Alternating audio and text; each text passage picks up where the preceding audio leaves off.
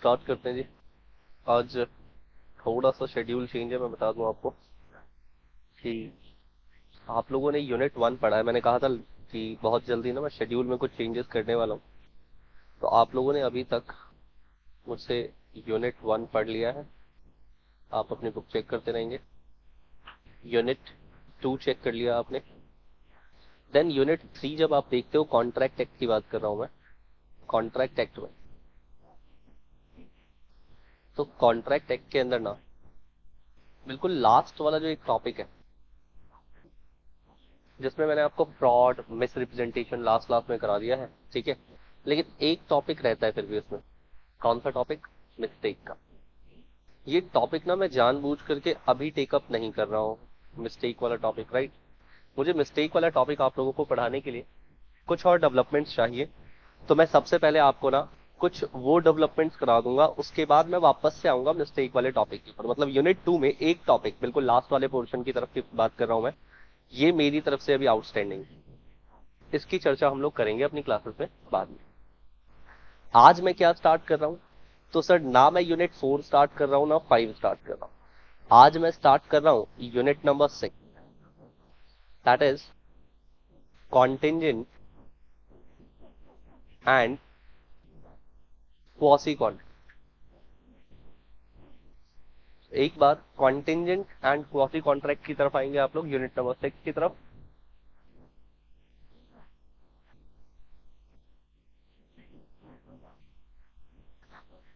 Contingent and quasi contract. चलिए सुनते रहेंगे। देखो, सबसे पहले कॉन्टेंजेंट और क्वासी कॉन्ट्रैक्ट की जब आप बात करते हो, तो एक चीज समझना, कौन कौन से सेक्शन एप्लीकेबल है इसके ऊपर। पहले इसकी बात कर लेते हैं कि सर कौन कौन से सेक्शन ना इसके ऊपर एप्लीकेबल है।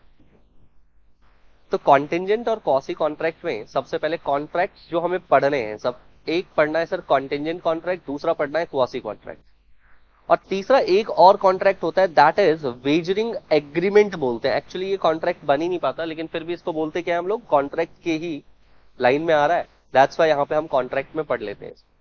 बट इसको एक्चुअली में बोला जाता है wagering agreement. Section number 30 deal करता है वेजरिंग एग्रीमेंट से, जो मैं थोड़ा बहुत आज आपकी क्लास में बताने वाला हूं।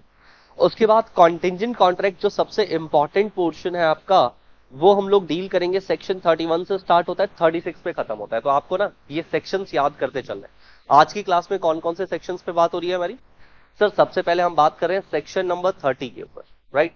फिर सेक्शन नंबर 31 से लेकर के 36 के ऊपर। 30 क्या है बोलो, याद करो।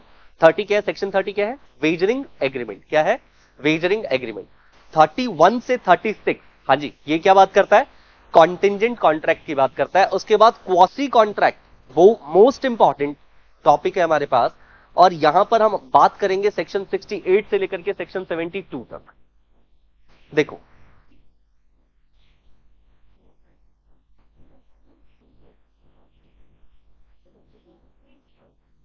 आप इसको लिखना चाहते हो तो लिख लो। कॉन्ट्रैक्ट तीन तरह के, जल्दी लिखना थोड़ा। कॉन्ट्रैक्ट हमारे पास तीन तरह के, एक वेजरिंग एग्रीमेंट सेक्शन 30, दूसरा contingent contract section 31 to 36, and quasi contract 68 से लेकर के 72।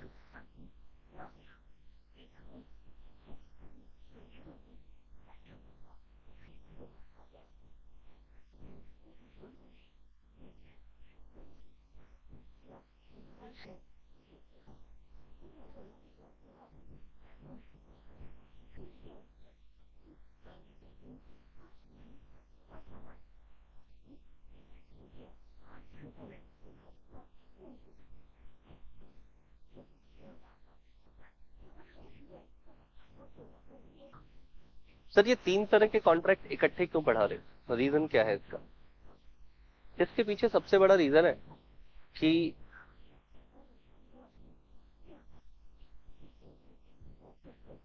देखो, जैसे आप कॉन्ट्रैक्ट्स के अंदर देखते हो ना, इन जनरल ऑफर होता है, फिर एक्सेप्टेंस होता है, और ऑफर प्लस एक्सेप्टेंस क्या बन जाता है? That becomes promise. फिर आप देखते हो कि प्रॉमिस है, प्रॉमिस के अंदर आप देखते हो बेटा कंसिडरेशन, तो कंसिडरेशन होते ही ये क्या बन जाता है? एग्रीमेंट।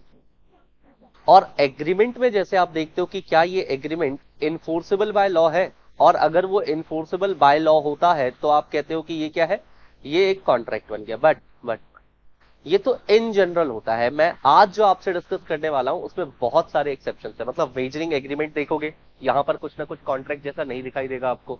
जब हम कॉन्टिंजेंट की बात करेंगे थोड़ा डिफरेंस दिखाई देगा। क्वासी कॉन्ट्रैक्ट, मैं इसको कहता भी हूं जबरदस्ती का कॉन्ट्रैक्ट है, तुम कॉन्ट्रैक्ट करना नहीं चाहते थे लेकिन ये कॉन्ट्रैक्ट हो गया तुमसे, राइट। तो ये क्वासी कॉन्ट्रैक्ट की भी बात हम लोग करेंगे, राइट। चलो आगे बढ़ते हैं बेटा।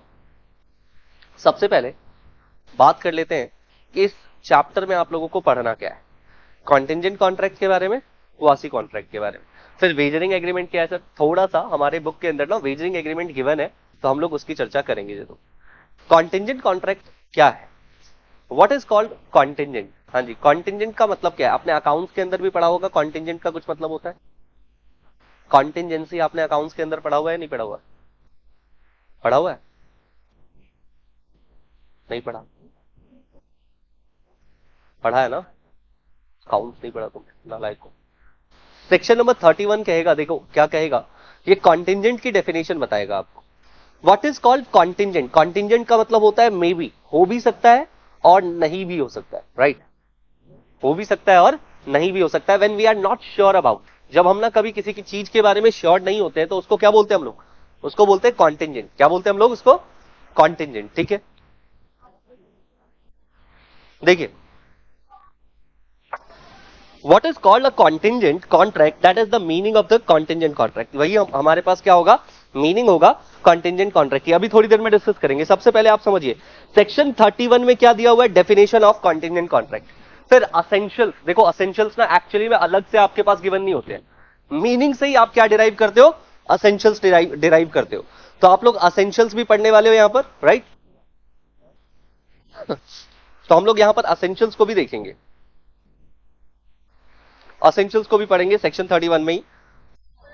उसके बाद सर ये कॉन्टिंजेंट कॉन्ट्रैक्ट को कैसे इन्फोर्स किया जाता है, उसकी पूरी इन्फोर्सिबिलिटी जो है वो 32 से लेकर के 36 तक है। तो मतलब कुछ सेक्शंस जो मुझे याद दिलाने हैं वो सेक्शंस याद करो। सेक्शन नंबर 30 बोलो क्या है, वेजरिंग एग्रीमेंट। बोलो क्या है, वेजरिंग एग्रीमेंट। क्या है, वेजरिंग एग्रीमेंट। नहीं पता क्या होता है, बस सेक्शन से याद करना है। सेक्शन नंबर 31 क्या बोलेगा, कॉन्टिंजेंट कॉन्ट्रैक्ट की डेफिनेशंस, एसेंशियल्स। क्या बोलेगा, definitions and essentials. Section number 32 से लेकर के 36 तक क्या पढ़ोगे कि सर कॉन्टिंजेंट कॉन्ट्रैक्ट को कैसे इन्फोर्स करना है, इन्फोर्सिबिलिटी ऑफ कॉन्टिंजेंट कॉन्ट्रैक्ट। क्या पढ़ोगे, इन्फोर्सिबिलिटी ऑफ कॉन्टिंजेंट कॉन्ट्रैक्ट, ये पढ़ने वाले हैं, राइट।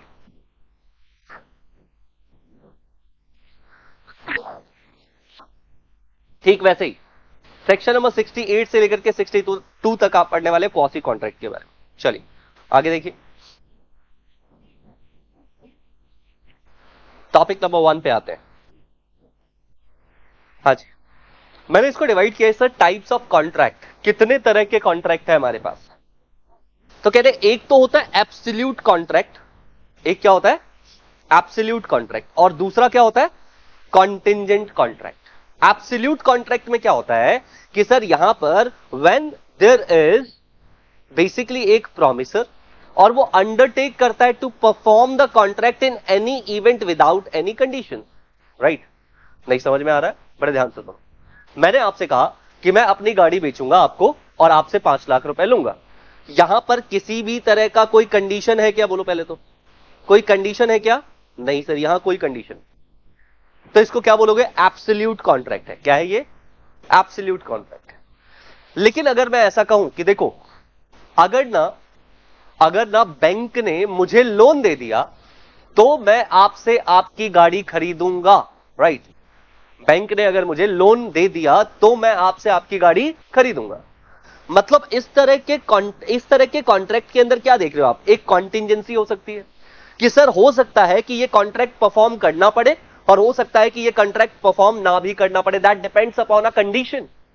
वो डिपेंड किसके ऊपर कर रहा है, एक कंडीशन पे। सो इन कॉन्टिंजेंट कॉन्ट्रैक्ट जो प्रॉमिसर है ना परफॉर्म करेगा कॉन्ट्रैक्ट को जब कंडीशन सेटिस्फाइड हो जाए। क्या सेटिस्फाइड हो जाए, कंडीशन। तो अभी तक ओवरऑल आपको क्या समझ में आया, सर 2 तरह के कॉन्ट्रैक्ट है। चलो एक बार दोबारा से पहले रिवाइज करो। सेक्शन नंबर 30 क्या बोलता है, वेजरिंग एग्रीमेंट। 31 क्या बोलता है, कॉन्टिंजेंसी की डेफिनेशन। अभी मैंने डेफिनेशन पढ़ाया नहीं, अभी बस ओवरव्यू ले रहे हैं, राइट। सेक्शन नंबर 32 से लेकर के 36, क्या बोला है, 32 से लेकर के 36 इनफोर्सेबिलिटी की बात करता है, राइट। कॉन्ट्रैक्ट कितने तरह के होते हैं, on the basis of contingency sir दो तरह के होते हैं, एक क्या एब्सोल्यूट, दूसरा contingent, right. Sir absolute contract मतलब जहां पर कोई कंडीशन नहीं है, इंपॉर्टेंट क्या है बेटा वर्ड, कंडीशन, जहां पर किसी तरह का कोई कंडीशन नहीं है, राइट। तो जो बेसिकली प्रॉमिसर है उसको परफॉर्म करना ही पड़ेगा अपना कॉन्ट्रैक्ट। लेकिन दूसरी तरफ कॉन्टिजेंट कॉन्ट्रैक्ट में क्या है, कंडीशंस है, क्या है, कंडीशंस, राइट। यहां तक कोई डाउट है, नहीं सर यहां तक कोई डाउट नहीं, करेक्ट। चलो आगे बढ़ते हैं, टॉपिक नंबर 2 की तरफ आते। कुछ दिख रहा है तुमको, अब अभी के लिए तो तुमको मैं दिखा दूंगा, टेंशन मत, नहीं कर सकते इसको ना, पीडीएफ बना दिया था मैंने, इसको कर देंगे, कोई क्लास ली थी तो उसके बाद से ऐसे पीडीएफ बना दिया है, मेरे पास दूसरी फाइल, आपको सेंड करा देंगे। देखिए बेटा ध्यान से सुनिएगा, टॉपिक नंबर 2 में डेफिनेशन ऑफ कॉन्टिजेंट कॉन्ट्रैक्ट। अब हम बात करते हैं सेक्शन नंबर 31 की। अब ना डेफिनेशन में ना बाल की खाल और खाल की भी खाल निकाल देंगे, बड़े ध्यान से सुनिएगा इस डेफिनेशन को। डेफिनेशन क्या कहता है, डेफिनेशन कहता है कि अगर आप किसी भी कॉन्ट्रैक्ट को कॉन्टिजेंट कहना चाहते हो, कह दो। कब कहोगे, जब मैं आपको ये सारी चीजें बता रहा हूं। सबसे पहले कह रहा है अ कॉन्ट्रैक्ट, ये लिखा क्या है बेटा, a contract, a contract, right, to do और नॉट टू डू। चलो सिंपली बात करते हैं, एब्सोल्यूट कॉन्ट्रैक्ट कैसे होते हैं, कुछ करने के लिए और कुछ ना करने के लिए, इसको बोलते हैं पॉजिटिव कॉन्ट्रैक्ट। क्या बोलते हैं इसको, अच्छा सर पॉजिटिव कॉन्ट्रैक्ट होता है। और एक क्या होता है बेटा, that we have the negative contract, negative contract. बोलिए यहां तक कोई डाउट, हाँ डाउट तो होना चाहिए। पॉजिटिव कॉन्ट्रैक्ट क्या होता है, नेगेटिव कॉन्ट्रैक्ट क्या होता है। देखिए भाई मैं तुम्हें 5 लाख दूंगा, तुम अपनी गाड़ी दे दो, मैं 5 लाख दे रहा हूं, पॉजिटिव, तुम गाड़ी दे रहे हो, पॉजिटिव, राइट। अच्छा तुम क्या करते हो, तुम मान लो लॉ में ना बहुत बढ़िया तुम्हारा मार्क्स आता है, तुम पास हो जाते हो सीए इंटर फाइनल, उसके बाद तुम चार्टर्ड अकाउंटेंट बन गए। तुम आए, तुमने कहा सर 1 लाख पकड़ो, हाथ से पढ़ाना बस, मैं पढ़ाऊंगा, करेक्ट। तो तुमने पैसा दिया कुछ ना करने के लिए, that is what we have negative contract. कैसा है, नेगेटिव कॉन्ट्रैक्ट, है ना। सिर्फ अच्छे ऐसे वाले पैसे बहुत अच्छे लगते हैं, नेगेटिव कॉन्ट्रैक्ट, कुछ ना करना करे उस करना पड़े उसके लिए पैसे मिल रहे हैं, राइट। जैसे मान लो तुम्हारी स्कूटी ने मेरी कार को ठोक दिया, तो तुम उसके बाद 1 लाख देते हो कि सर केस फाइल मत करो, ये झंझटों में नहीं पड़ना आपने, राइट। तो वो क्या है, नेगेटिव कॉन्ट्रैक्ट। क्या है वो, नेगेटिव कॉन्ट्रैक्ट। तो ध्यान से सुनिएगा, कॉन्ट्रैक्ट टू डू कुछ करने के लिए, और कॉन्ट्रैक्ट नॉट टू डू कुछ ना करने के लिए। अ कॉन्ट्रैक्ट टू डू और not to do something, something वही ना, कुछ, कुछ करने के लिए और कुछ ना करने, कॉन्ट्रैक्ट टू डू और not to do something, right. यहां तो कोई डाउट है, आगे देखो।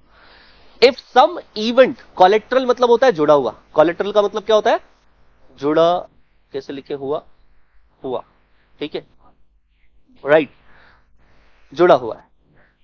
If some event collateral to such contract, बेटा ये जो कॉन्ट्रैक्ट है ये कौन सा कॉन्ट्रैक्ट है, ये वाला कॉन्ट्रैक्ट, इसको बोलते हैं हम मेन कॉन्ट्रैक्ट। क्या बोलते हैं इसको हम, मेन कॉन्ट्रैक्ट। अगर कोई ऐसा इवेंट है जो जुड़ा हुआ है किससे, मेन कॉन्ट्रैक्ट से, सच कॉन्ट्रैक्ट मतलब क्या, ये वाला कॉन्ट्रैक्ट, मेन कॉन्ट्रैक्ट से, राइट। डज, क्या लिखा है देखो, कह रहे डज और डज नॉट हैपन, मतलब हो भी सकता है और नहीं भी हो सकता है। क्या, वो कोलेट्रल इवेंट, वो कोलेट्रल इवेंट हो भी सकता है और नहीं भी हो सकता। जैसे जैसे इंश्योरेंस का कॉन्ट्रैक्ट, राइट, कैसे होता है, इंश्योरेंस कंपनी मुझे क्या बोल रही है कि सर अगर ये शिप वापस नहीं आई तो हम आपको 5 लाख रुपए देंगे, राइट। एक बात बताओ, 5 लाख रुपए मिलेगा, मेन कॉन्ट्रैक्ट है, ये क्या है, मेन कॉन्ट्रैक्ट, राइट, ये मेन कॉन्ट्रैक्ट है ना। अच्छा किस चीज के लिए है, अगर कोलेट्रल इवेंट जो जुड़ा हुआ है, जो कंडीशन जुड़ा हुआ है, क्या कंडीशन जुड़ा हुआ है कि ये शिप वापस नहीं आई, डज नॉट हैपन, मतलब क्या, अगर ये चीज ना हो तो, राइट, विल गिव यू जो भी 5 लाख का अमाउंट है वो, राइट। समझ में आ रही बात। एक और एग्जांपल जो मैंने आपको समझाया कि सर मैं ये घर खरीद लूंगा अगर बैंक ने मुझे लोन दे दिया, घर खरीदना ये क्या हो गया, मेन कॉन्ट्रैक्ट। और इससे जुड़ा हुआ जो कंडीशन है, कोलेट्रल कंडीशन, वो क्या है, loan amount, loan amount, right. तो लोन अमाउंट अगर सैंक्शन हो जाएगा, अगर ये हो गया तो भाई साहब तभी ये कॉन्ट्रैक्ट परफॉर्म, मेरी बात समझ में आ रही है? मतलब कॉन्ट्रैक्ट भी पॉजिटिव नेगेटिव हो सकता है और इवेंट भी पॉजिटिव और नेगेटिव हो सकता है, होने के लिए और ना होने के लिए, राइट? डज और डज नॉट हैपन। तो कंडीशन भी तुम ऐसा लगा सकते हो, कुछ करने के लिए और कुछ ना करने के लिए, दोनों के लिए पैसा मिल सकता है, कंडीशंस लगाई जा सकती है। Is this clear? समझ में आ रही बात? तो एक बार डेफिनेशन याद करते हैं। अ कॉन्ट्रैक्ट, क्या बोल रहे बेटा? अ कॉन्ट्रैक्ट टू डू और not to do something. A contract to do और not to do something. Section बोलो, सेक्शन नंबर कौन सा है? Section number 31। 30 क्या है? Wagering agreement. सेक्शन नंबर 31 क्या बोल रहा है? अ कॉन्ट्रैक्ट टू डू और नॉट टू डू क्या? समथिंग। क्या? समथिंग। ये एक पार्ट है, राइट? उसके बाद if some event collateral to such contract, यानी मेन कॉन्ट्रैक्ट, अगर कोई इवेंट जो है जो कि कोलेट्रल है, जुड़ा हुआ है मेन कॉन्ट्रैक्ट से, डज और डज नॉट हैपन, डज और डज नॉट हैपन, ये इसको क्या बनाता है? ये इसको कॉन्टिंजेंट बनाता है। ये इसको क्या बना रहा है? कॉन्टिंजेंट बना। Is this clear? समझ में आ रही बात? चलो, आई होप ये क्लियर होगा आपको डेफिनेशन। वैसे मैंने इसके ऊपर भी बहुत सारे एग्जाम्पल्स आप लोगों को दे दिए हैं। ये देखिए एग्जाम्पल नंबर 1, ध्यान से सुनिएगा। A contract to do something if some event or collateral to such contract does happen, right? मतलब do something, यहां पर भी पॉजिटिव और यहां पर भी कह रहे हैं कि भैया पॉजिटिव ही रखते हैं, कंडीशन को भी पॉजिटिव। तो क्या बोला देखना जरा।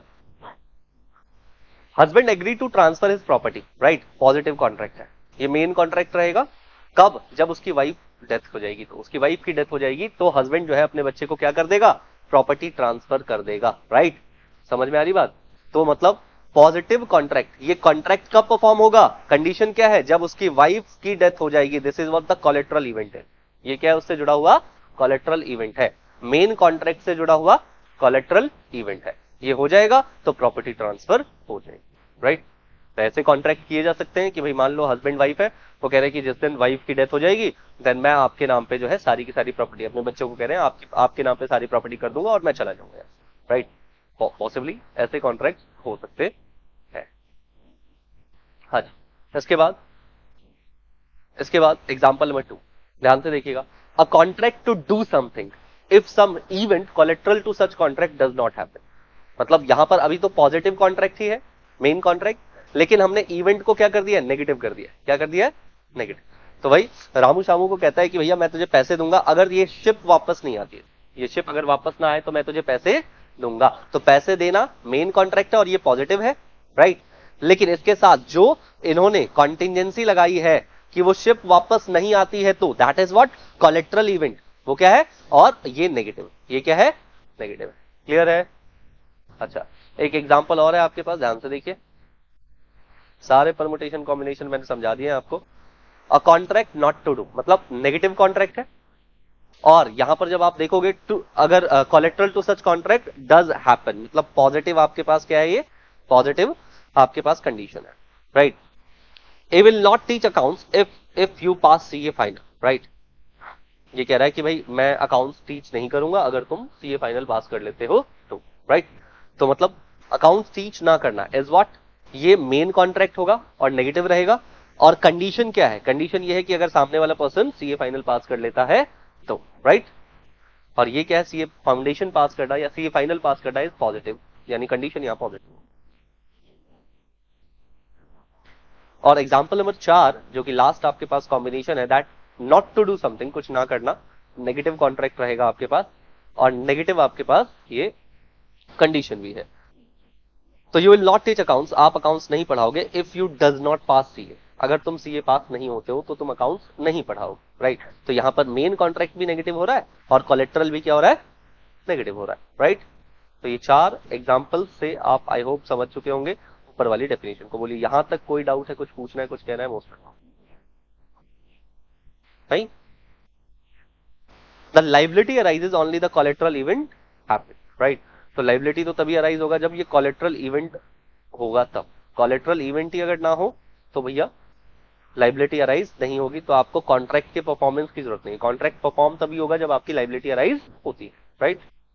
चलिए, यही एक एग्जांपल है आपके पास कि ए जो है बी को कहता है कि भाई मैं तेरा घर खरीद लूंगा अगर बैंक से मुझे 5 लाख रुपए का लोन मिल जाए, राइट? तो मतलब लोन मिलेगा तभी ये कॉन्ट्रैक्ट फैसिलिटेट होगा, तभी ये कॉन्ट्रैक्ट जो है परफॉर्म किया जाएगा, राइट? अदरवाइज नहीं किया जाएगा। परफॉर्मेंस तभी होगी जब लोन मिलेगा। This is what we have the contingency. कुछ एग्जांपल्स और है, देख लीजिए। Contract to pay the B, 1 lakh. If B का हाउस बर्न हो जाए, राइट, बी के हाउस में आग लग जाए तो हम आपको 1 लाख देंगे। ये जनरली इंश्योरेंस का कॉन्ट्रैक्ट ऐसा ही होता है ना, तुम्हारे घर में आग लग गई तो हम तुम्हें कॉम्पनसेशन के तौर पे that amount will give you. तो ये वाले एग्रीमेंट भी कॉन्टिजेंट एग्रीमेंट होते हैं या कॉन्टिजेंट कॉन्ट्रैक्ट होता है। बोलिए, यहां तक शायद कोई डाउट नहीं होगा।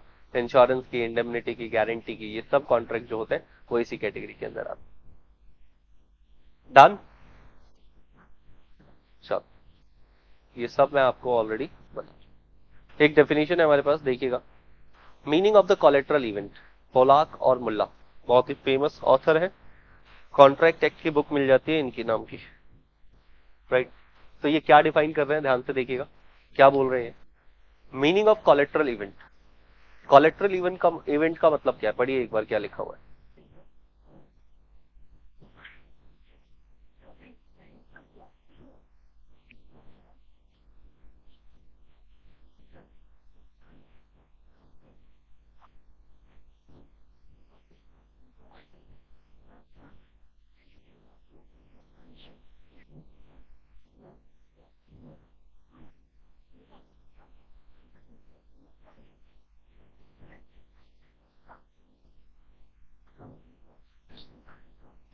हाँ जी, कोलेटरल इवेंट का मतलब क्या है, an event which is neither a performance, हाँ जी, ये परफॉर्मेंस थोड़े है, directly promised as a part of the contract nor the whole of the consideration for the promise, और ना ही ये कंसिडरेशन है। सो ये है क्या, ये एक कंडीशन। एक चीज ध्यान से सुनना, मैंने तुम्हें कहा कि मैं आपको 5 लाख रुपीज दूंगा अगर तुम्हारे घर में आग लग जाए तो, राइट। अच्छा, तो तुम क्या करोगे, ये 5 लाख रुपए लेने के लिए अपने घर में खुद से आग लगाओगे, यानी कि ये परफॉर्मेंस तो है नहीं। What is collateral event, N event which is neither a performance. ये परफॉर्मेंस नहीं है सर, ये एक ऐसा इवेंट है जो दोनों पार्टी के पहुंच से बाहर है, करेक्ट, वो अपने आप ही होगा। ये कोई परफॉर्मेंस नहीं है, nor whole of the consideration, और ना ही आप इसको पूरी तरह से कंसिडरेशन कह सकते हो। ऐसा तो नहीं है कि सर सामने वाले व्यक्ति ने मेरे साथ कॉन्ट्रैक्ट किया है कि वो मुझे 5 लाख देगा, कब, जब मेरे घर में आग लग जाए, तो 5 लाख उसकी तरफ से कंसिडरेशन है और मेरी तरफ से घर में आग लगाना कंसिडरेशन, ऐसा तो नहीं है। नहीं, ना ही ये परफॉर्मेंस है और ना ही क्या है बेटा ये कंसिडरेशन। और एक चीज समझना ध्यान से, तुम परफॉर्म क्या करते हो, कंसिडरेशन को ही तो परफॉर्म करते हो। मैंने कहा मैं कार दूंगा, मेरी तरफ से कंसिडरेशन क्या है, कार। आपने कहा हम 5 लाख देंगे, आपकी तरफ से कंसिडरेशन क्या है, 5 लाख। तो कंसिडरेशन को ही क्या किया जाता है, परफॉर्म किया जाता है। ये सुन लो, है ना, तो दोनों बात तो एक ही है, बस ये पोलाक और मुल्ला कुछ पी करके लिख रहे हैं इसको।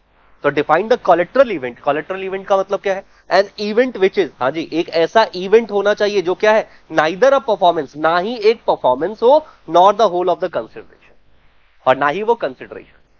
और मैं कहूंगा, अगर मेरे शब्दों में कुछ लिखा जाए कि it is not a consideration to perform, to perform, right. क्यों, क्योंकि ये कंसिडरेशन को ही हम परफॉर्म करते, ये कोई ऐसा कंसिडरेशन नहीं है जिसे परफॉर्म करना पड़े, राइट। बोलिए, क्लियर है, हाँ जी क्लियर है। चलो जी, आगे बढ़ते हैं टॉपिक नंबर 3 की तरफ। अब ये जो असेंशियल्स है ना, ये आप देखोगे कि ये हमने ना डेफिनेशन से ही निकाल दिए। ये असेंशियल्स अलग से नहीं है, ये असेंशियल्स हमें डेफिनेशन से ही मिल जाते हैं। ध्यान से एक एक असेंशियल्स को पढ़ते रहिए। सबसे पहला क्या है, the performance of the performance of an contingent contract would depend upon the happening or non-happening, right? Sir, ये परफॉर्मेंस जो है वो डिपेंड करता है किस पे, हैपनिंग के ऊपर एंड नॉन हैपनिंग के ऊपर, right. Happening and non happening, colour ही नहीं दिख रहे मुझे।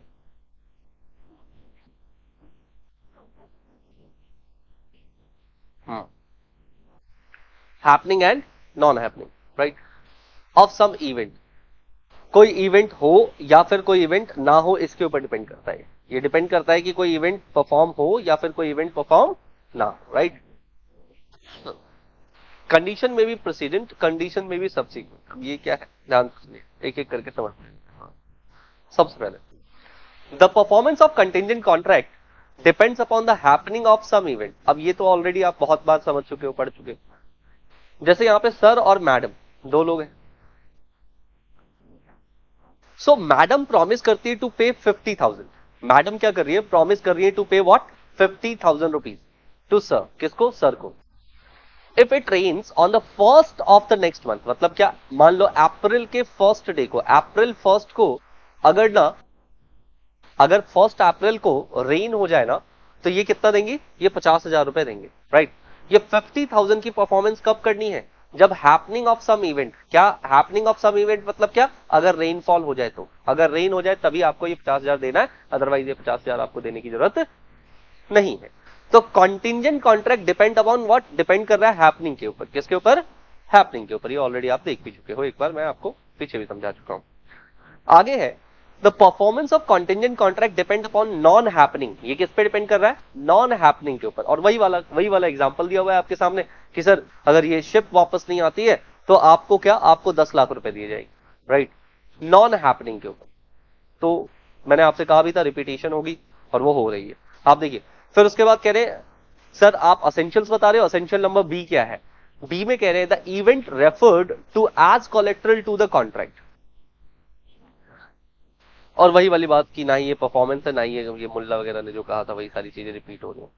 व्हाट आई कैन डू, यही चीजें रिपीट हो रही है। पढ़ाना तो पड़ेगा।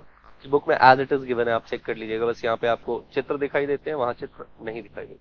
करेक्ट, एज इट इज, सारी लैंग्वेज सेम।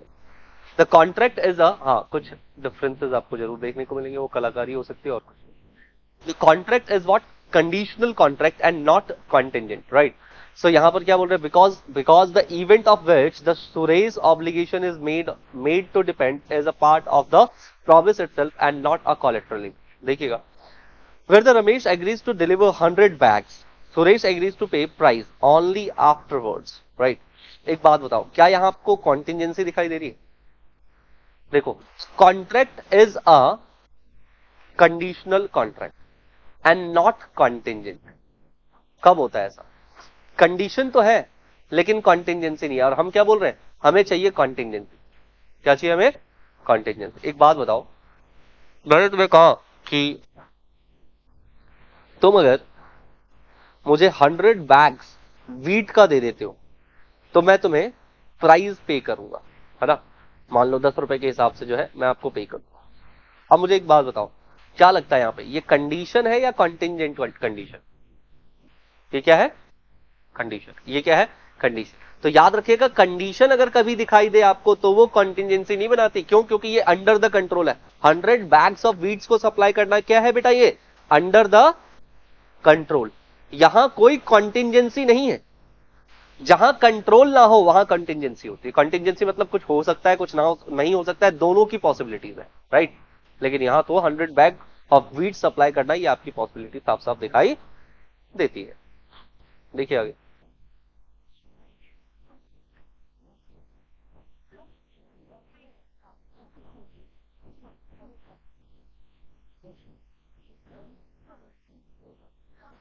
एक और एग्जांपल है आपके पास। A agreed to construct a swimming pool for B for rupees 2 lakh. हाँ जी, A एग्री है कि भाई मैं आपका स्विमिंग पूल जो है 2 लाख रुपए में कंस्ट्रक्ट कर दूंगा। B agreed to make the payment only on the completion of the swimming pool। क्या लगता है, ये कॉन्टिंजेंट कॉन्ट्रैक्ट है क्या? नहीं, ये भी कंटिंजेंट नहीं है। दोनों के, अब यार कंडीशन पुट करना कंटिंजेंसी थोड़ी होती है, करेक्ट। तो ये भी आपके पास कॉन्ट्रैक्ट नहीं है, करेक्ट। सी पॉइंट देखिएगा, the contingent event should not be a mayor will of the promisor. ये प्रोमिसर की विल नहीं होनी चाहिए, ये केवल और केवल प्रोमिसर की विल नहीं होनी चाहिए, जो आपने अभी पीछे देखा भी। जैसे if A promise to pay B 1 lakh if he so chooses it, it's not a contingent contract, right. मतलब क्या, मैं तुमसे कह रहा हूं कि भाई मेरा ये काम कर दे, मैं 1 लाख दूंगा, ये कॉन्टिंजेंसी थोड़ी है, ये तो सीधे सीधे एक कॉन्ट्रैक्ट हो रहा है, राइट। सिंपल कॉन्ट्रैक्ट हो रहा है। जैसे ए प्रॉमिसेस टू पे B 1 lakh. It rains on 1st of April and A leave Delhi for the Mumbai on a particular day. It is a contingent contract. क्यों? क्यों? एक चीज समझो, तुमने मुझसे कहा कि सर हम आपको ना 10 लाख देंगे अगर आप कल ना मुंबई चले जाओ। ये कॉन्टिंजेंट है क्या? नहीं, यहाँ एक कंडीशन है, बट ये कॉन्टिंजेंसी नहीं है। करेक्ट? तुमने मुझसे ये कहा कि सर अगर कल बारिश होती है और आप दिल्ली से मुंबई की तरफ जाते हो, then we will give you 10 lakh rupees. हम आपको कितना देंगे? ये 10 लाख रुपए देंगे। तो क्या यहां पर कंटिजेंसी है? यस। भाई बारिश होना, बारिश किसी के कंट्रोल में है क्या? नहीं। तो ये क्या दिख रहा है आपको? ये कॉन्टिजेंट कॉन्ट्रैक्ट दिखाई दे रहा। क्लियर? चल आगे देखिए, the event must be on a certain, right? तो ये सर्टेन नहीं होना चाहिए, जैसे मैंने आपको बताया, right? Where the event is certain और बाउंड टू हैपन, यानी फिक्स्ड ही है, होगा ही होगा। The contract is due to be performed, it is not a contingent contract, right? जैसे मैंने कहा कि भाई मैं आपको 1 लाख दूंगा, आप अपनी कार मेरे नाम कर दो, बाउंड टू परफॉर्म है भाई।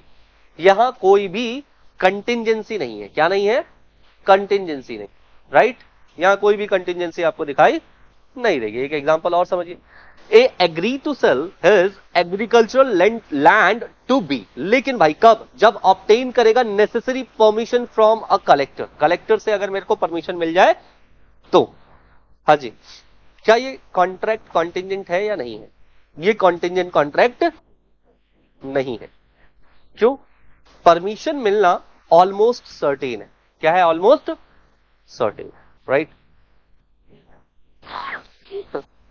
आई होप ये तीनों कंडीशंस आपको क्लियर होंगे। बोलिए, यहां तक कोई डाउट है? कुछ पूछना कहना है? मोस्ट वेलकम, क्योंकि यहां से कहानी स्टार्ट हो जाएगी अलग वाली। बोलिए बेटा, यहां तक कोई डाउट आप लोगों को नहीं है? चलिए आगे बढ़ते हैं, आगे बढ़ते हैं टॉपिक नंबर 4 की तरफ। टॉपिक 4 क्या है? Rule relating to enforcement of the contingent contract. मैंने कहा सेक्शन नंबर 31 में आपने कॉन्टिजेंट कॉन्ट्रैक्ट देखा, उसी में असेंशियल्स पढ़ लिया आपने। असेंशियल्स में भी कुछ नहीं है सर, एक चीज समझना, कॉन्टिजेंसी होनी चाहिए, सिर्फ कंडीशन नहीं चाहिए। ये किसी की विल नहीं होनी चाहिए, राइट? किसी भी प्रॉमिसर या प्रॉमिसरी की विल नहीं होनी चाहिए। ये कंटिजेंट होना चाहिए, मतलब क्या? ये हो भी सकता है और ये नहीं भी हो सकता, डिपेंड करना चाहिए, राइट? सो अब इस पे रूल देखिएगा, रूल क्या है? Rules relating to the enforcement of the contingent 32, 33, 34, 35। 35 में 2 रूल्स है आपके पास, एंड देन 36, ठीक है? तो 32 से लेकर के 36 तक हम लोग इसके रूल्स पढ़ने वाले। मैंने इनके रूल्स को ना डिवाइड कर दिया है, आप एक बार इसको पढ़ लीजिए और याद करने की कोशिश कीजिए, इजी रहेगा। क्यों? यहां देखो क्या लिखा है, एनफोर्समेंट कैसे होगा कंटिजेंट कॉन्ट्रैक्ट का? On event happening. तुमको लगता है ये इवेंट हैपनिंग वाली बात कर रहे हैं? मतलब पॉजिटिव कंडीशन की बात कर रहे हैं। किसकी बात कर रहे हैं? Positive condition. क्लियर है? पढ़ तो चुके हो ऑलरेडी, पढ़ चुके हो? नहीं पढ़ चुके, डेफिनेशन में ही पढ़ चुके हैं। अच्छा, enforcement of contract contingent on the event not happening, negative contingency की बात कर रहे हैं, करेक्ट? अच्छा आगे देखना, 34 में चीजें थोड़ी अलग हो जाती है। A contract would cease to be enforce. Cease मतलब क्या? खत्म हो जाना, मतलब इसको इन्फोर्स नहीं करेंगे, नॉट इन्फोर्स। क्या बोलते हैं इसको? Not enforce. A contract would cease to be enforce, मतलब वो इन्फोर्सेबल नहीं होगा। सीज मतलब खत्म हो गया, राइट? इन्फोर्स नहीं होगा if it is contingent upon the conduct of a living person. मतलब एक लिविंग पर्सन है, उसके कंटिजेंसी से बात बन रही है, राइट? अभी तुमको समझ में आएगा, ध्यान से सुनना। और इस लिविंग पर्सन ने कुछ ऐसा इवेंट कर दिया जिसकी वजह से अब वो कंटिजेंसी पॉसिबल नहीं है। नहीं समझ में आ रहा? मैं समझाता हूं, एक चीज समझो। मैंने आपसे कहा I will give you ₹10 lakh if you will marry the person C, correct? C ने क्या किया? सी ने उससे पहले कल के डेट में, हमारे बीच में ये कॉन्ट्रैक्ट था, कल के डेट में he married with another man और वुमेन, जो भी है एज द केस में भी, उसने शादी कर ली। तुम देखो इसको पढ़ो, contract would cease to be enforce. अब हमारे बीच जो कॉन्ट्रैक्ट था, that I will give you 10 lakh rupees, अगर तुमने इससे शादी कर ली तो मेरा वो कॉन्ट्रैक्ट सीज टू इन्फोर्स। अब वो इन्फोर्स तो नहीं होगा, राइट? क्यों? क्यों नहीं हो रहा? क्योंकि यहां पर when the contingent upon the conduct of the living person, क्योंकि जो कंटिजेंसी थी ना वो लिविंग पर्सन के कंडक्ट पे डिपेंड थी। लिविंग पर्सन मिस्टर सी के कंडक्ट पे डिपेंड थी, और मिस्टर सी नालायक था। देखो उसने क्या किया, when that living person does something to make the event or conduct as impossible, और अब उस लिविंग पर्सन ने कुछ ऐसा कर दिया जिसकी वजह से वो कंडक्ट इम्पॉसिबल हो गया। ये तो नहीं होगा कि भाई साहब उससे शादी मत कर, या उससे शादी तोड़ दे फिर वापस से इसे कर, ऐसा तो नहीं ना, राइट। तो मतलब क्या, उसने खुद से, जो लिविंग पर्सन था ना, उसको एक कॉन्टिजेंसी दी गई थी और उसने कुछ ऐसा कर दिया जिसकी वजह से अब वो कंटिजेंसी कभी परफॉर्म की ही नहीं जा सकती। इससे डील करेंगे सेक्शन नंबर 34।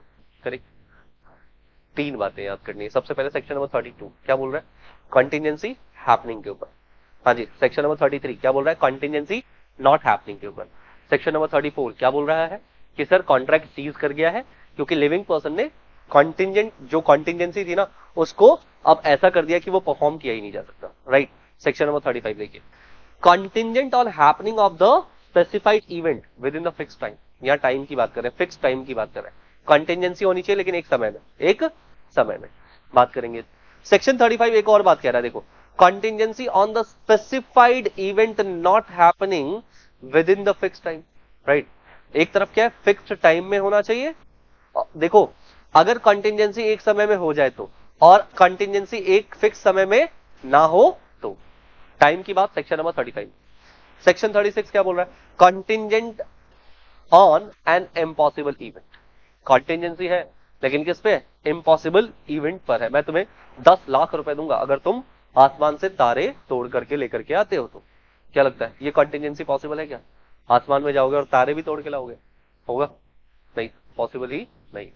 ये टोटल हमारे पास कितने कंडीशन है, कितने रूल्स है, आप देख सकते हो 1 2 3 4 5 एंड 6 रूल्स। सेक्शन 32 से लेकर के 36 और 35 में हमारे पास कितने रूल्स है, दो। एक क्या, वो फिक्स टाइम पीरियड के अंदर कॉन्टिजेंसी की बात करता है, और एक फिक्स टाइम पीरियड के बाहर कॉन्टिजेंसी की बात करता है। क्लियर है? क्लियर है? चलो आ जाओ एक एक करके डिस्कशन करते हैं। सबसे पहले सेक्शन नंबर 32। यहां तक कोई भी डाउट है, कुछ भी पूछना है, नोट कर दो। ऑनलाइन में बच्चे नहीं आज, ऑनलाइन होती नहीं तुम्हारी क्लास, बंद कर दी? अच्छा, तो इसलिए तुम ऑफलाइन आ रहे हो?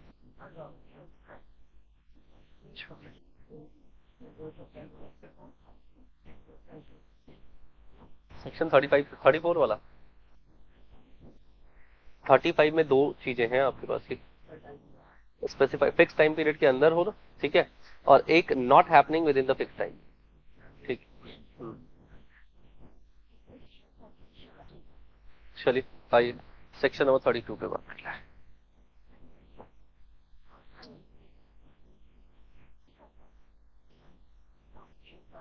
नहीं यार, ऑनलाइन वाले बच्चे भी तो हैं, ऐसी बात थोड़ी, ऑनलाइन बच्चे, ऑनलाइन भी तो बच्चे हैं, को बोला कोई नहीं।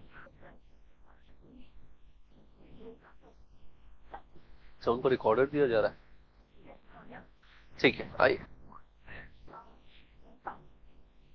देखिए, enforcement of the contract contingent on an event happening, बहुत आसान है, बस इसकी डेफिनेशन समझ लीजिएगा, इसमें क्या लिखना है वो समझ लीजिएगा, क्योंकि लिखना तो पड़ेगा तुमको ही, करेक्ट। देखिए क्या लिखा है, where a contract identifies happening of future contingent event. एक कॉन्ट्रैक्ट में ऐसा हो कि फ्यूचर कॉन्टिजेंट इवेंट के हैपनिंग की बात हो, right. The contract can not be enforce until and unless the event happen. जब तक कि कॉन्ट्रैक्ट तब तक नहीं होगा जब तक कि ये कॉन्ट्रैक्ट में वो इवेंट हो ना जाए। If the happening of the event becomes impossible, then the contingent contract is what? Void. अब वो contingency बाद में अगर ऐसा हो कि impossible हो जाए तो वो void होगा ही होगा। सेक्शन 35 की डेफिनेशन एग्जैक्ट आपके पास ये, ध्यान से देखिएगा डेफिनेशन क्या है। Where a contingent contract is made to do, कुछ करने के लिए और कुछ ना करने के लिए, anything, if an uncertain future event happens, it cannot be enforced by the law unless and until the event has happened. Clear है ना? समझाने की भी जरूरत है क्या इसको? भाई सीधा सीधा बोला है, एक कॉन्ट्रैक्ट कुछ करने के लिए या कुछ ना करने के लिए जो आप कर रहे हो, लेकिन उसमें कॉन्टिजेंसी क्या लगाई है? आपकी कॉन्टिजेंसी है कि कोई इवेंट अगर हो जाएगा तो, अगर कोई इवेंट हो जाएगा तो। और सेक्शन 32 कहता है जब तक वो इवेंट नहीं होगा तब तक वो ओरिजिनल कॉन्ट्रैक्ट परफॉर्म नहीं होगा। और तेरे एग्जाम्पल देख लिया आपने इसके, लेकिन फिर भी दिल मांगे मोर। लीजिए वही वाला एग्जाम्पल है आपके सामने। 50,000 देंगे अगर 1 अप्रैल में रेन हो जाए तो मतलब ये ओरिजिनल कॉन्ट्रैक्ट है। 50,000 देना क्या है? ओरिजिनल। और कॉन्टिजेंट कंडीशन क्या है? कॉन्टिजेंसी क्या है? रेन का होना, है ना? तो आप देखो, रेन हो, अगर ये इवेंट है, ये इवेंट अगर हैपन, अगर ये इवेंट हो जाएगा तभी तो तुम 50,000 दोगे, अदरवाइज तुमको 50,000 देने की जरूरत है? परफॉर्मेंस कब होगा? परफॉर्मेंस तभी होगा जब वो कॉन्टिजेंट इवेंट जो है हैपनिंग, जब वो कॉन्टिजेंट इवेंट हैपन होगा, राइट? कुछ है ही नहीं इसमें पढ़ने लायक। अब 1 अप्रैल को 2 पॉसिबिलिटीज है। रेन हो गई तो भैया आंटी जी मस्ती तो कर रही हैं लेकिन इनको 50,000 रुपए देने पड़ेंगे, करेक्ट? अच्छा रेन ना हो तो भैया अब ये कॉन्ट्रैक्ट क्या हो गया? वॉइड। अच्छा एक बात बताओ, अप्रैल निकल गया, अप्रैल 2024 का जो अप्रैल है वो निकल गया, तो मई में बारिश होती है, तो मई के बारिश के लिए क्या आंटी जी ने या मैडम ने सर के साथ कोई कॉन्ट्रैक्ट किया था क्या? नहीं ना। तो वो कॉन्ट्रैक्ट क्या हो गया? वॉइड। क्या हो गया वो कॉन्ट्रैक्ट? क्लियर है? और यही दोबारा मैं with in the time period वाली बात करूंगा ना तो यही सेम एग्जांपल की बात करने वाला। क्लियर है? देखिए आगे समझिए। If the event becomes impossible such contract becomes void. अगर इवेंट इम्पॉसिबल हो जाए तो वो कॉन्ट्रैक्ट वॉइड हो जाता है। ऑब्वियस सी बात है, जब अप्रैल के वादे थे और मई में बारिश हो रही है तो इवेंट तो अब क्या हो गया? इम्पॉसिबल, तो वॉइड होगा आपका कॉन्ट्रैक्ट, राइट? चलो जी, इवेंट बिकम इम्पॉसिबल, और अब जब मई का मंथ आ गया है तो भैया अब ये आपका कॉन्ट्रैक्ट क्या हो जाएगा? वॉइड हो जाएगा। एक एग्जांपल और है, ध्यान से सुनिएगा। इवेंट बिकम्स इम्पॉसिबल सच कॉन्ट्रैक्ट बिकम्स वॉइड। कैसे? देखो, बोला गया कि अगर मुझे 5 लाख रुपए ना बैंक से लोन मिल जाए तो मैं ये घर आपका खरीद लूंगा, right? He applied to the bank, but bank ने रिफ्यूज कर दिया। बैंक ने क्या कर दिया? रिफ्यूज। अब एक बात बताओ, अब ये जो मेरा इवेंट था, कोलेटरल इवेंट, क्या था कि बैंक से लोन मिल जाए, वो इवेंट क्या हुआ? हैपन हुआ क्या? नहीं सर, वो हुआ ही नहीं, वो हुआ ही नहीं। जबकि हमने बात किसकी की थी? हमने की थी इवेंट अगर हैपन हो, अगर इवेंट हो तो आप क्या करोगे? हैपन होगा तो आप क्या करोगे? तो उस कॉन्ट्रैक्ट को परफॉर्म करोगे, मेन कॉन्ट्रैक्ट को क्या करोगे? परफॉर्म करोगे, राइट? समझ में आ रही बात? लेकिन क्योंकि ये इवेंट हुआ ही नहीं तो कॉन्ट्रैक्ट क्या हो जाएगा आपका? अब वॉइड। ऐसा तो नहीं होगा सामने वाली पार्टी कोर्ट ऑफ लॉ में चली जाएगी, नहीं, वो कॉन्ट्रैक्ट क्या हो गया? एक्चुअली में वॉइड हो गया सर, राइट? नेक्स्ट बी वाला पॉइंट, सेक्शन नंबर 33 क्या बोल रहा है? Section number 33, enforcement of contract contingent on an event not happening, right? Contingent on an event not happening. Section 33 यही कह रहा है, where a contingent contract is made to do or not to do anything. आप देख लो यहां तक तो हमेशा हमारी डेफिनेशन सेम ही रहती है, कंटिजेंट कॉन्ट्रैक्ट कुछ करने के लिए कुछ ना करने के लिए।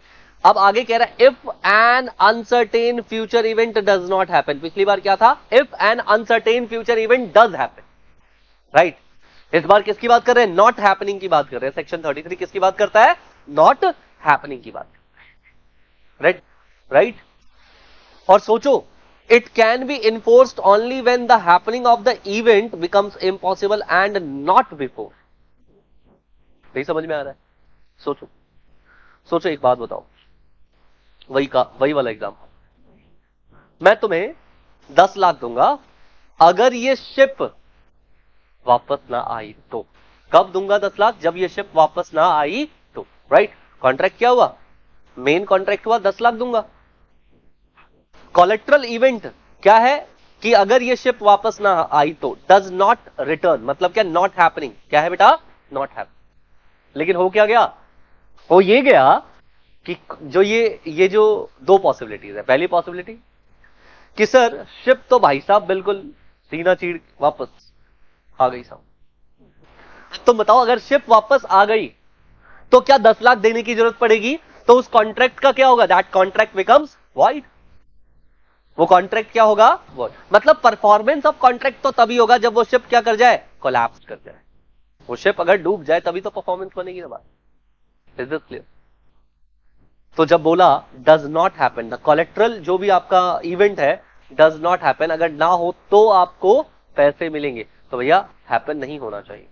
अगर हो गया तो भैया वहां पर आपको पैसे नहीं मिलेंगे, मतलब कॉन्ट्रैक्ट के परफॉर्मेंस की आपको जरूरत नहीं पड़ना है। राइट? बोलिए, यहां तक कोई doubt? Section number 32 done. Section number 33 done. Correct. क्या पढ़ा सेक्शन नंबर 32 में? ये याद नहीं रहता बच्चों। क्या पढ़ा सेक्शन नंबर 32 में? अ परफॉर्मेंस ऑफ कॉन्ट्रैक्ट, क्या अगर कुछ हो जाए तो happening of the certain event, right? Otherwise क्या? वॉइड हो जाएगा। फिर क्या? दूसरा सेक्शन नंबर 33 क्या पढ़ा? Performance of contract does not happen पे, राइट? अदरवाइज क्या? अदरवाइज वो कॉन्ट्रैक्ट आपका क्या हो जाएगा? वॉइड। मैं चाहता हूं कि आप लोग घर जाकर के ना, आज ये यूनिट खत्म हो जाएगी, राइट? घर जाकर के ना एक एक वर्ड को एनालाइज कर लो और जाकर के उसकी राइटिंग प्रैक्टिस कर लो। क्वेश्चंस दे दूंगा आज, आप क्वेश्चंस घर पे जाकर के इसके प्रैक्टिस कर लेना। और जरूर ऐसा करना कि भाई साहब इससे रिलेटेड कोई भी क्वेश्चन आ जाना आपके पास, कॉन्टिजेंसी से रिलेटेड या फिर वेजरिंग एग्रीमेंट से रिलेटेड, या फिर आपके पास एक जो आज आप शायद पढ़ोगे क्वासी कॉन्ट्रैक्ट है ना, तो भैया वहां पर जो है आपकी कोई भी दिक्कत ना रहे, कोई प्रॉब्लम ना रहे, ये याद रखिएगा आप। करेक्ट?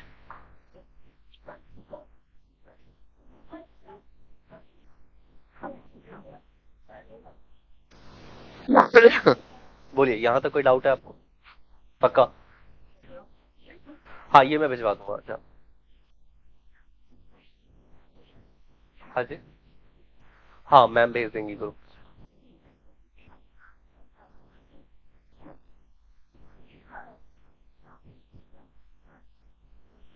चलिए आगे देखिए।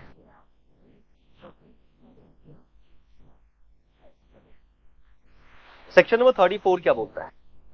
सेक्शन नंबर 34 कहता है,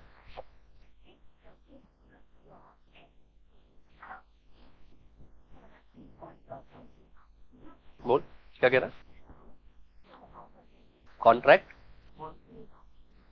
इनफोर्सेबल ही ना, राइट? पढ़ो देखो क्या कह रहा है section 34। Contract would cease to be enforce, contract ही इनफोर्स नहीं होगा जब लिविंग पर्सन का कंडक्ट है। किसका कंडक्ट है? लिविंग पर्सन का।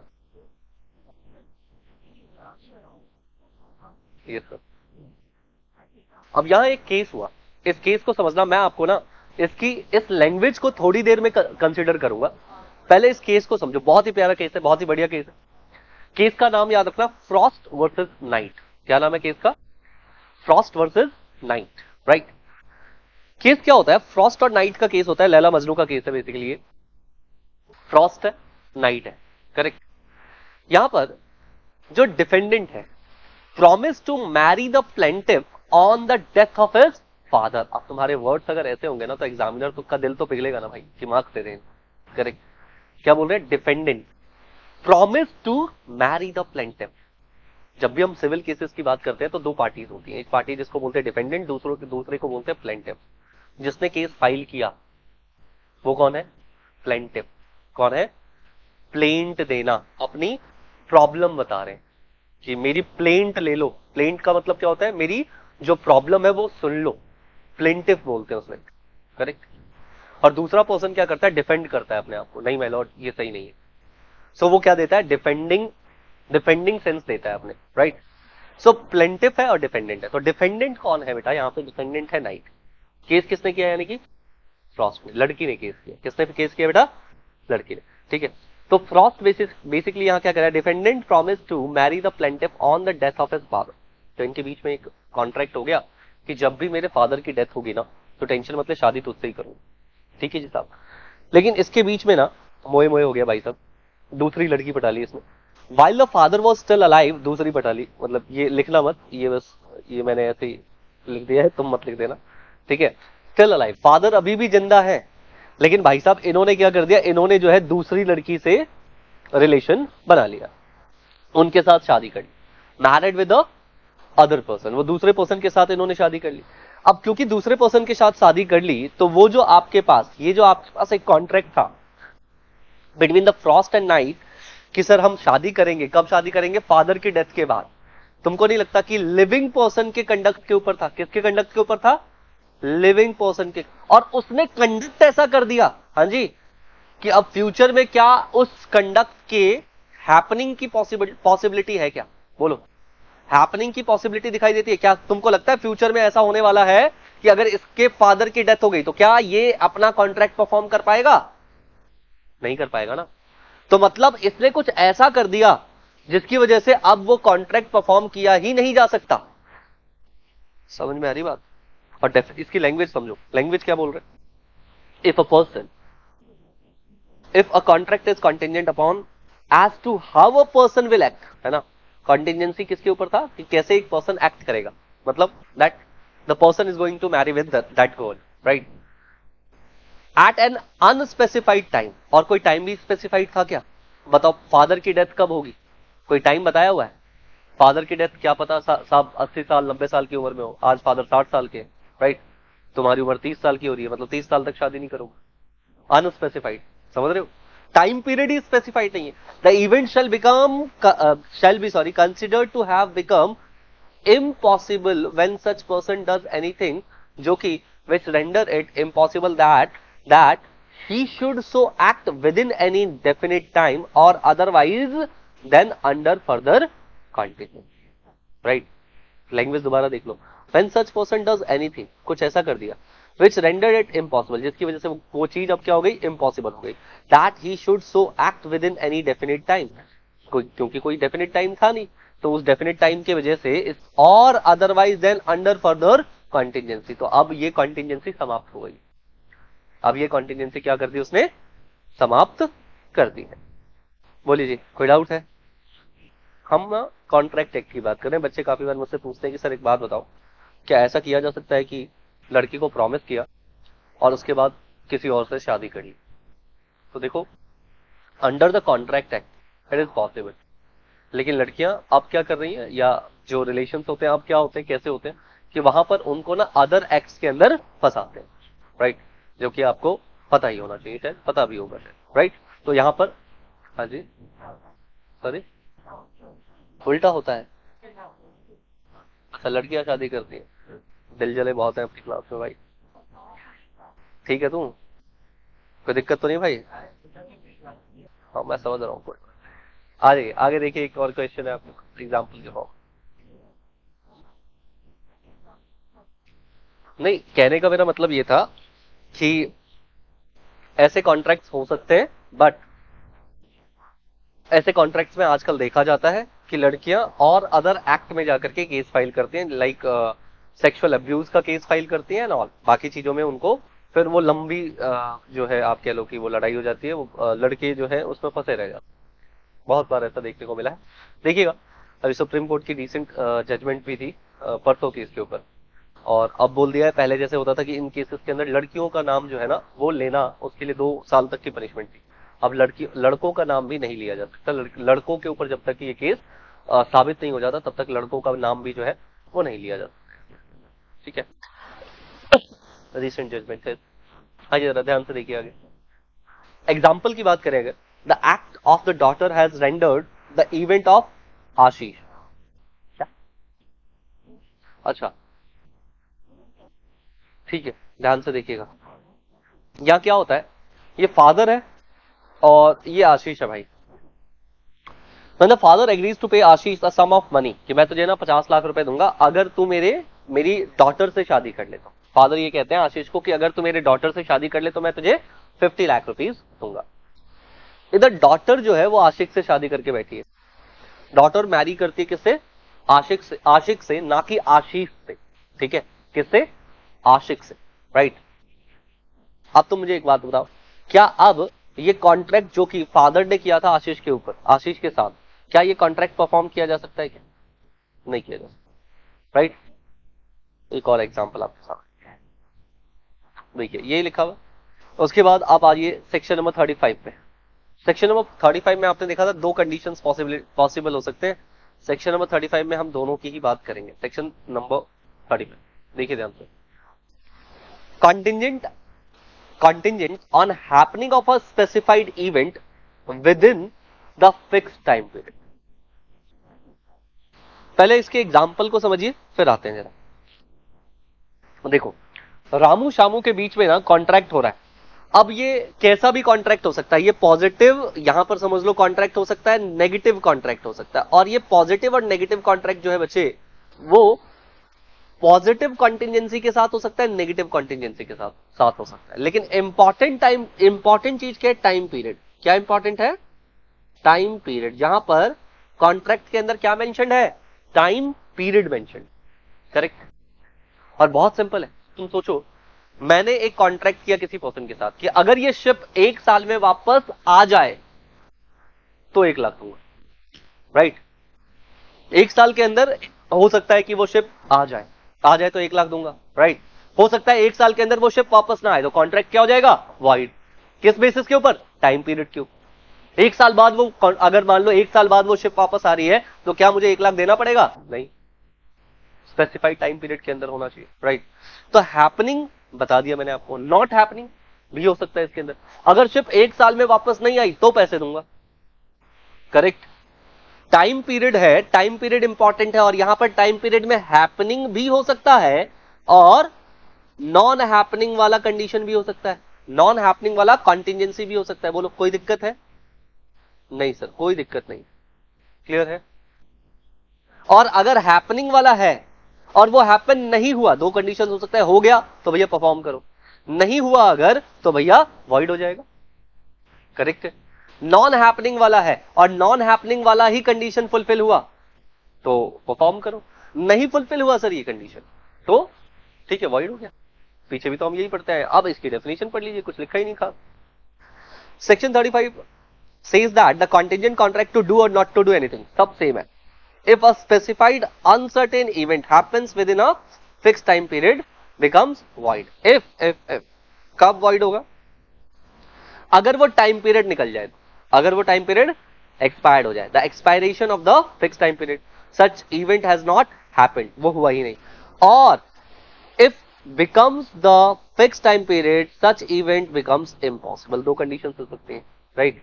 बोला था अगर 1 साल में वो वापस आ जाए तो, राइट, तो दो कंडीशन हो सकती है। 1 साल में वो शिप वापस ही नहीं आई और दूसरा शिप ही डूब गई 3 महीने बाद, तो अब तो वापस वैसे भी नहीं आएगी, मतलब वो इवेंट क्या हो गया? इम्पॉसिबल।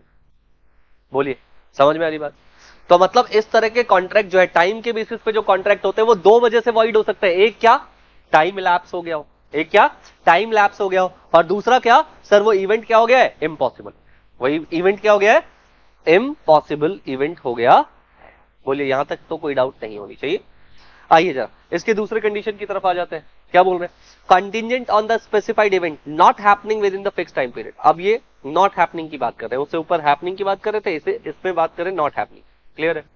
और मैंने आपसे क्या कहा था? मैंने आपसे यही तो कहा था कि यहां पर हम लोग बात करते हैं किसकी? हैपनिंग और नॉन हैपनिंग दोनों की। राइट। हैपनिंग की और नॉन हैपनिंग दोनों की। 35 में 2 पार्ट्स के अंदर हमने इसको डिवाइड कर दिया, एक हैपनिंग और दूसरा non happening. Right. Time period याद रखिएगा बस, इंपॉर्टेंट क्या है? Time period. जैसे एग्जाम्पल के तौर पे वही एग्जाम्पल ले लो, पिछली बार कहा था अगर 1 साल में वापस आ जाएगा तो पैसे देंगे। इस बार कह रहे हैं अगर 1 साल तक वापस नहीं आया तो पैसे दे दूंगा। राइट। नॉट हैपनिंग की बात कर रहे हैं। आई होप यहां तक भी कोई डाउट नहीं होगा आपको। बस करना क्या है? करना यह है कि बस आराम से बैठ करके ना ये देखना है हैपनिंग का केस, नॉट हैपनिंग का केस दोनों है सेक्शन नंबर 35 के अंदर, टाइम पीरियड के बेसिस। राइट। सेक्शन नंबर 32 में क्या गिवन है? 31 से स्टार्ट, 30 से स्टार्ट हो गए थे हम, 30 में क्या गिवन है? वेजरिंग। 31 में डेफिनेशन एंड एसेंशियल्स गिवन है किसके? कॉन्टिजेंट कॉन्ट्रैक्ट के। 32 में बता रखा है हैपनिंग ऑफ द इवेंट के बारे में। 33 में बता रखा है not happening of the event के बारे में। 34 में बता रखा है लिविंग पर्सन के बारे में। लिविंग पर्सन का कंडक्ट कुछ ऐसा हो जाए जिसकी वजह से वो कॉन्ट्रैक्ट क्या हो जाए? वो परफॉर्म ना हो पाए, तो वो कॉन्ट्रैक्ट क्या हो जाएगा? सीज टू इनफोर्सेबल, वो कभी भी परफॉर्म नहीं हो पाए। फिर 35 के अंदर दो बातें बता रखी है। एक क्या सर, एक फिक्स टाइम पीरियड में कॉन्टिजेंट इवेंट जो है हैपन के बारे में, एक फिक्स टाइम पीरियड में कॉन्टिजेंट इवेंट नॉट हैपन के बारे में, और दोनों जगह पे ना वॉइड के दो कंडीशन आ रही है। पहला टाइम पीरियड लैप्स हो गया, वो दोनों जगह कॉमन होगा, राइट, और दूसरा इम्पॉसिबिलिटी हो गई है, वो कंडक्ट पॉसिबल ही नहीं है, राइट। समझ में आ रहा है? सेक्शन नंबर 36 पे आ जाइए। 36 क्या बोलता है? Contingent on an impossible event, right. अब देखिए कॉन्टिजेंसी है इम्पॉसिबल इवेंट में, कैसे? ए agrees to pay B 1 lakh, अगर सन वेस्ट से राइज हो जाए तो, सोचो वेस्ट से अगर सन राइज होगा तो मैं आपको 1 लाख रुपए दूंगा, तो तुमको नहीं लगता कि ये कॉन्टिजेंसी पॉसिबल ही नहीं है, राइट। सेक्शन नंबर 36 क्या बोलता है? ये कहता है भैया तुम ना बेवकूफों वाली बातें कर रहे हो, ऐसी चीजें पॉसिबल है ही नहीं, मैं तुमको 10 लाख दूंगा। कब?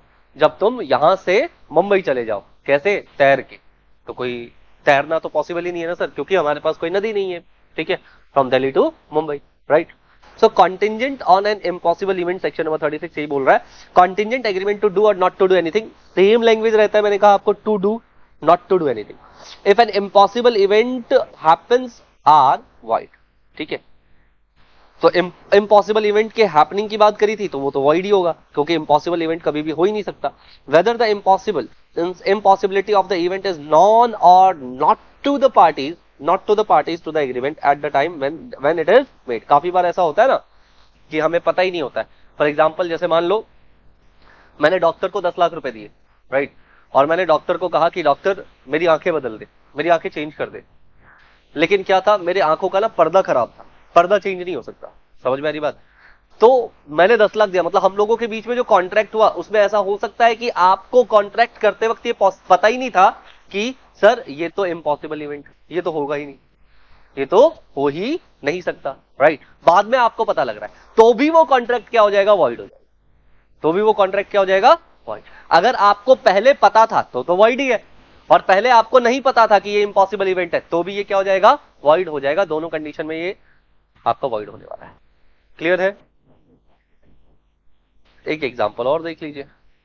X agrees to pay 1 lakh if two straight line should enclose a space. The agreement is 1। दो स्ट्रेट लाइन कभी एक दूसरे को मीट करेंगे क्या? नहीं करेंगे ना, तो ये कॉन्ट्रैक्ट, ये एग्रीमेंट क्या होगा? क्लियर? बोलिए, यहां तक कोई डाउट है? नहीं। और मैंने आपसे कहा था कि छोटा सा एक टॉपिक गिवन है अपने पास, वेजरिंग एग्रीमेंट करके, सेक्शन नंबर 30 में, तो चलिए उसकी चर्चा कर लेते हैं। सेक्शन नंबर 30 में क्या बता रखा है? देखो, wagering agreement is not defined in the contract. सबसे पहली चीज तो एक चीज समझ लो, वही डेफिनेशन नहीं है, लेकिन ये सेक्शन नंबर 30 बोलता है कि all the wagering agreement is void. क्या बोलता है? सारे के सारे वेजरिंग एग्रीमेंट क्या होंगे? वॉइड होंगे, करेक्ट। तो मतलब डेफिनेशन तो नहीं है, लेकिन वेजरिंग एग्रीमेंट के लिए बोला कि सारे के सारे वेजरिंग एग्रीमेंट क्या होंगे? वॉइड। तो ये वेजरिंग एग्रीमेंट होते क्या है? ध्यान से सुनिएगा। तो मैं आपके साथ एक कॉन्ट्रैक्ट कर रहा हूं, if Pakistan lost the match I will give you ₹2000।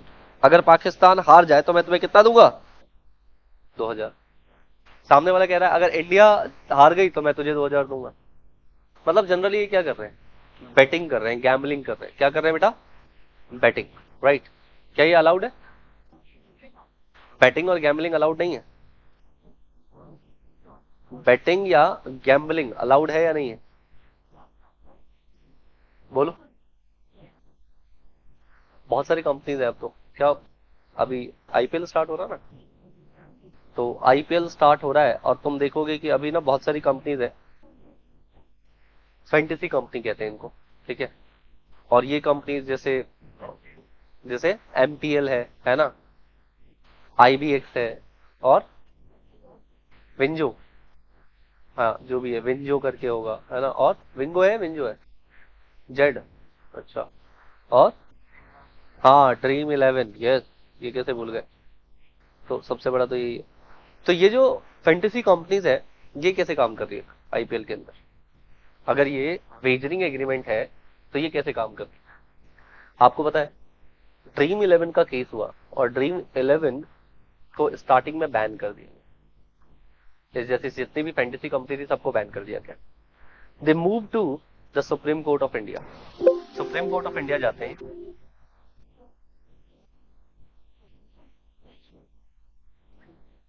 ये अपने आप ही चल रहा है भाई। सुप्रीम कोर्ट ऑफ इंडिया जाते हैं, सुप्रीम कोर्ट ऑफ इंडिया जाकर के इन्होंने कहा कि सर हम वेजरिंग एग्रीमेंट नहीं करते, this is not the betting, this is not the gambling. और उन्होंने इस बात को प्रूव किया कोर्ट के अंदर। कैसे प्रूव किया?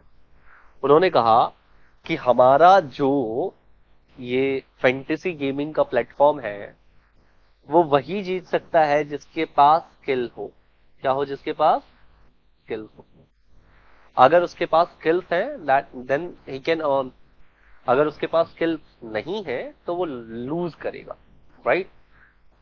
और फिर मैंने थोड़ा बहुत देखा भी, लोग बता रहे हैं कि भाई ऐसे ही तो हो रहा है कि शायद 5 प्लेयर चुनने या 7 या 10 प्लेयर चुनने, है ना, तो उनमें से कितने चलेंगे कितने नहीं चलेंगे, तो ये कॉन्टिजेंसी है, राइट। ये प्योरली आपकी किस्मत नहीं है, ये कहीं ना कहीं स्किल है कि मैं देखता आया हूं दैट प्लेयर विल वर्क, इस वाले गेम में वो खेलता ही खेलता है ना, इसमें ऐसा होता ही होता है। और उसमें भी शायद अगर मैंने कैप्टन को किसी को बना दिया, उसने सबसे ज्यादा रन मार दिए या विकेट ले लिए तो और ज्यादा पैसे मिलते हैं, शायद ऐसा भी कुछ है। तो मतलब क्या, that is based on the skills of. और इस सुप्रीम कोर्ट ने भी माना, और उसके बाद आप देखते हो कि ये लोग एक डिस्क्लेमर के साथ काम कर रहे हैं। जब भी इनका एडवर्टीजमेंट आता है तो एक डिस्क्लेमर आता है ना कि ये आपको इस खेल में आपको क्या हो सकता है, आदत लग सकती है ना। प्ले स्टोर पे क्यों नहीं है? प्ले स्टोर पे तो होंगे ही। अच्छा, प्ले स्टोर पे एक भी नहीं है? तो कहां से डाउनलोड करते हो? गूगल से? अच्छा, तो इसमें वित्तीय जोखिम भी है और इसमें आपको आदत भी लग सकती है। तो वो वेजरिंग नहीं है, इसीलिए काम कर रहे हैं। लेकिन अगर वेजरिंग होते, wagering agreements are void, section number 30, section number 30 purely India जीतेगा पाकिस्तान जीतेगा, this is what the wagering concept. वहां पर वो उस बेसिस पे जो है बात नहीं बन रही है। वहां पर बेसिस पे, किस बेसिस पे वो पैसा कमा रहे हैं? प्लेयर के बेसिस पे। प्लेयर चलेगा या नहीं चलेगा, राइट। और प्लेयर चलेगा में भी बहुत सारी टीम बना करके और उसके बाद खेलना है, that depends on your skill, right. जैसे स्टॉक मार्केट, तो स्टॉक मार्केट में भी कुछ लोग कह सकते हैं कि सर वो भी तो जुआ है, कहते हैं या नहीं कहते? स्टॉक मार्केट के कोर्सेज क्यों है फिर? जिसने स्टॉक मार्केट की पढ़ाई कर ली, कोर्सेज में ज्वाइन हुआ, उसने स्टॉक मार्केट को सीखा, and then he starts earning. ऐसा हुआ है, बहुत बार देखने को मिलता है। मतलब क्या कि सर कुछ अनसर्टेनिटी तो है, लेकिन क्या, अगर आप इसको ऑब्जर्व करते हो ना, तो ऑब्जर्वेशन के थ्रू कहीं ना कहीं आपके पास क्या आ जाती है बेटा, एक स्किल सेट आ जाती है। और उसके बाद जो है देन यू कैन अर्न, उसके बाद आप पैसा जो है अर्न कर। क्लियर है? नहीं तो स्टॉक मार्केट भी तो बैन होना चाहिए। तो वो वेजरिंग एग्रीमेंट की कैटेगरी में नहीं। अब देखिए, मैंने आपको ये एक डिफरेंस बिटवीन बताया है कॉन्टिजेंट कॉन्ट्रैक्ट का और वेजरिंग एग्रीमेंट का। तो देखिए, सेक्शन नंबर 31 तो इसकी डेफिनेशन देता ही है कॉन्टिजेंट की। वेजरिंग की नो डेफिनेशन, कोई डेफिनेशन आपके पास है नहीं, लेकिन एक एक्सपेक्टेड जो मोस्ट एक्सेप्टेड डेफिनेशन है वो आपके सामने है। ध्यान से देखिएगा।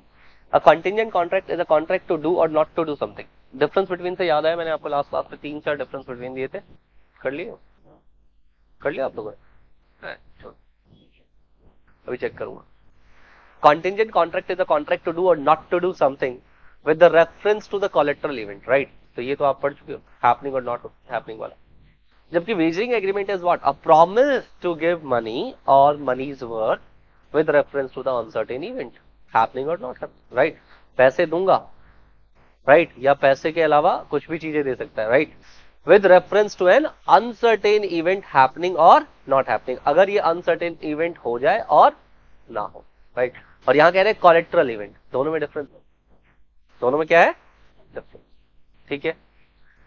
रेसिप्रोकल प्रोमिसेस, तो देखो कॉन्टिजेंट कॉन्ट्रैक्ट में not contain the reciprocal promises, लेकिन वेजरिंग एग्रीमेंट में हमेशा रेसिप्रोकल प्रोमिसेस होते ही होते हैं, राइट। रेसिप्रोकल प्रोमिसेस का मतलब क्या है बेटा? रेसिप्रोकल प्रोमिसेस का मतलब क्या है? मैं इंडिया जीती मैं 2000 दूंगा, नहीं जीती तू 2000 दिए, राइट। रेसिप्रोकल प्रॉमिस है या नहीं है? तो वेजरिंग में दिखेगा आपको, लेकिन कॉन्टिजेंसी में हो भी सकता है दिख जाए, हो सकता है ना भी दिखे। क्लियर है? अनसर्टेन इवेंट, कॉन्टिजेंट कॉन्ट्रैक्ट की अगर बात करें तो इवेंट इज कोलेट्रल, कोलेट्रल है ये, ठीक है, जुड़ा हुआ है ये। लेकिन यहां कुछ भी जुड़ा हुआ नहीं होता। वेजरिंग एग्रीमेंट में uncertain event is core factor, वही कोर फैक्टर होता है। मतलब क्या, इंडिया जीती तो 2000 दूंगा, वही कोर फैक्टर है। करेक्ट है। वहां ऐसा नहीं है, वहां पर क्या है, पैसे तब दूंगा या परफॉर्मेंस तब होगी जब ये कोलेटरल इवेंट हो जाए तो। क्लियर है।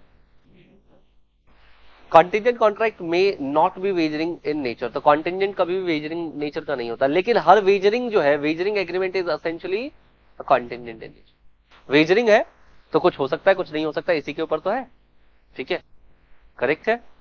तो मतलब क्या, कॉन्टिजेंट वेजरिंग नहीं होता, मतलब ये कभी वॉइड नहीं होगा, ये क्या नहीं होगा, वॉइड नहीं होगा। ठीक है, लेकिन ये हमेशा वॉइड रहेगा। इंटरेस्ट ऑफ कॉन्ट्रैक्टिंग पार्टीज की अगर बात करें तो contracting parties have interest in subject matter और इन द कॉन्टिजेंट कॉन्ट्रैक्ट, और जबकि यहां बात करें तो भैया उसका सब्जेक्ट मैटर ही जो है, इंटरेस्ट जो है वही मेन मैटर रहने वाला। ठीक है, आगे देखिए। Doctrine of doctrine of mutuality of lose and gain. याद रखिएगा, वेजरिंग के अंदर एक पार्टी लूज करती है, दूसरी पार्टी क्या करती है, गेन करती है। लेकिन कॉन्ट्रैक्ट, अगर हम कॉन्टिजेंट की बात करें, is not based on the doctrine of the mutuality of lose and gain. ऐसा नहीं है कि एक पार्टी लूज करेगी दूसरा गेन करता है। जब हम इंश्योरेंस का कॉन्ट्रैक्ट करते हैं तो भाई हम इंश्योरेंस का प्रीमियम पे कर रहे हैं, राइट। कुछ हो गया तो ठीक है, एक ठीक ठाक सा अमाउंट हमें मिल जाता है, लेकिन ऐसा तो नहीं है कि हमारा जो है वो गेन हो गया तो सामने वाले का लॉस होना ही होना है, नहीं ना, राइट। फिर इफेक्ट ऑफ कॉन्ट्रैक्ट की बात करते हैं, ये वैलिड होता है और ये क्या होता है, वॉइड। वॉइड के लिए सेक्शन नंबर 30 में हमने ये बात कह दी है, और ये हमेशा वैलिड रहता है अनलेस अदरवाइज कि आपका जो कॉन्टिजेंसी है वो होना चाहिए। करेक्ट है, तो वो वैलिड रहेगा। बोलिए, यहां तक कोई डाउट है? इसके बाद हम स्टार्ट करेंगे क्वासी कॉल। अगर यहां तक कोई डाउट आपका नहीं है तो बोलिए बेटा, क्वासी कॉन्ट्रैक्ट स्टार्ट कर सकते हैं क्या? आई एल गिविंग यू 1 और 2 मिनट ब्रेक। मुंडी मुंडी झड़क लो भाई, आराम से प्यार से बैठ जाओ और फिर स्टार्ट करते हैं बेटा।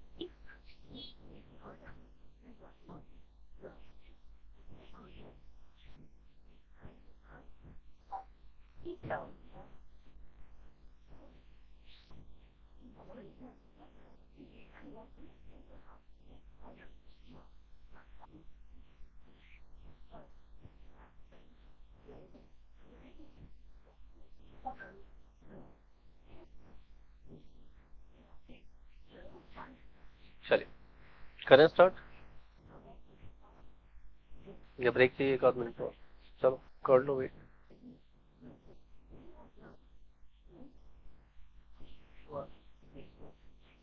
क्वासी का मतलब क्या होता है, आधा।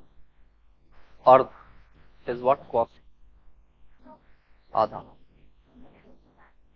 आधा contract, not full fledged.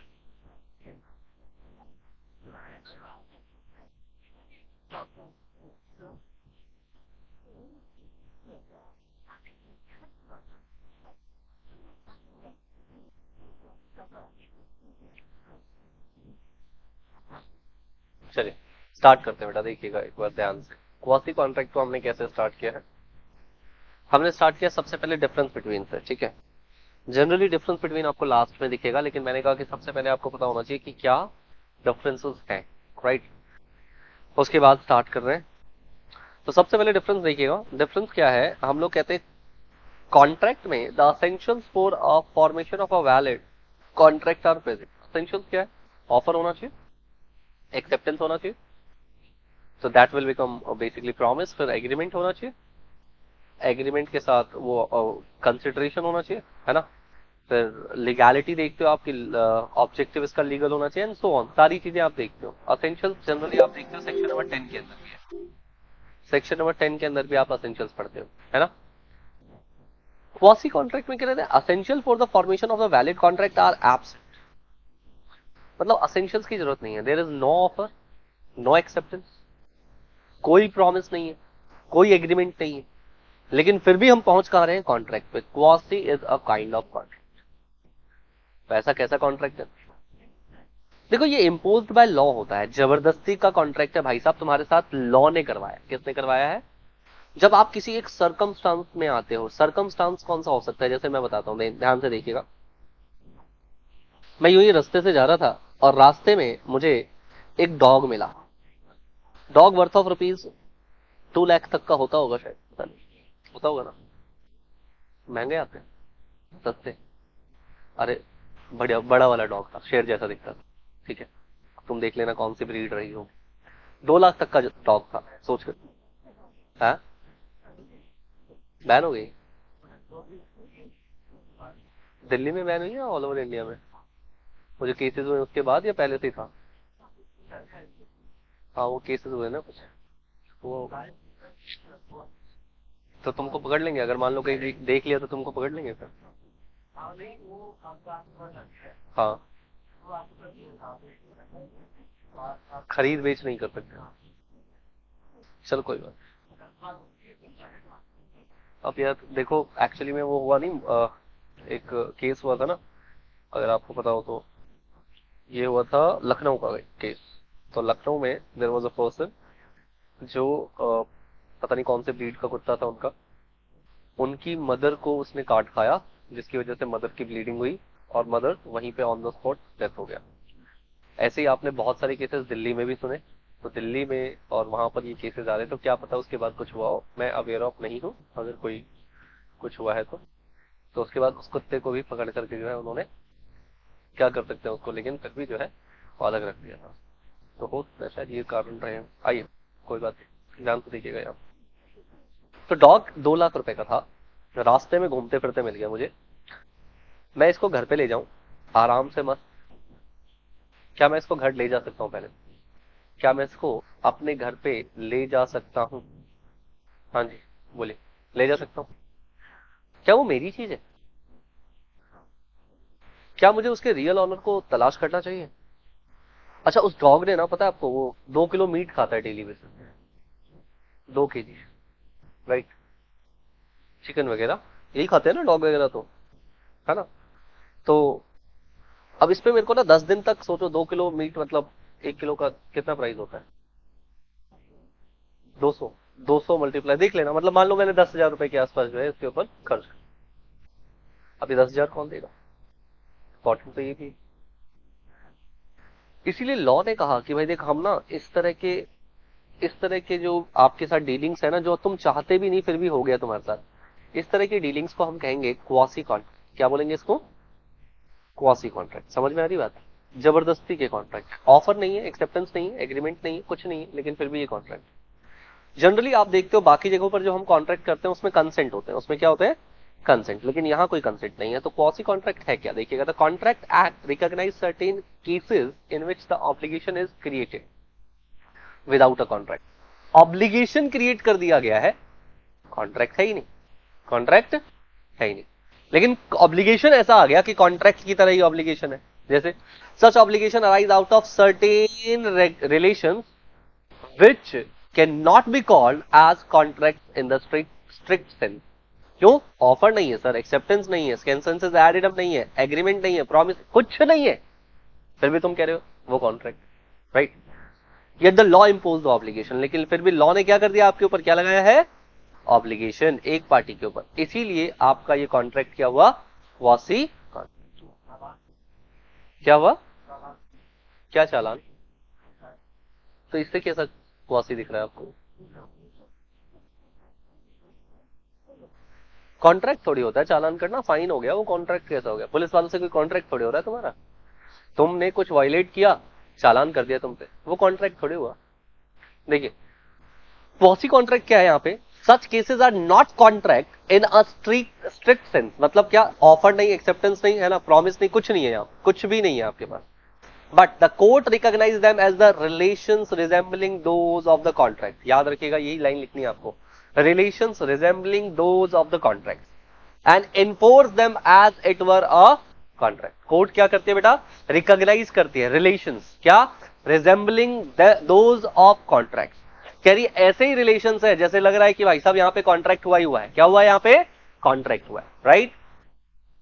Hence the term quasi contract that is resembling a contract, मान रहे हैं कि कॉन्ट्रैक्ट है नहीं ये कॉन्ट्रैक्ट, लेकिन क्या कर रहे हैं? इसको मान रहे हैं कि यहां कॉन्ट्रैक्ट है। Even in the absence of the contract certain social relationship gives rise to the certain specific obligation.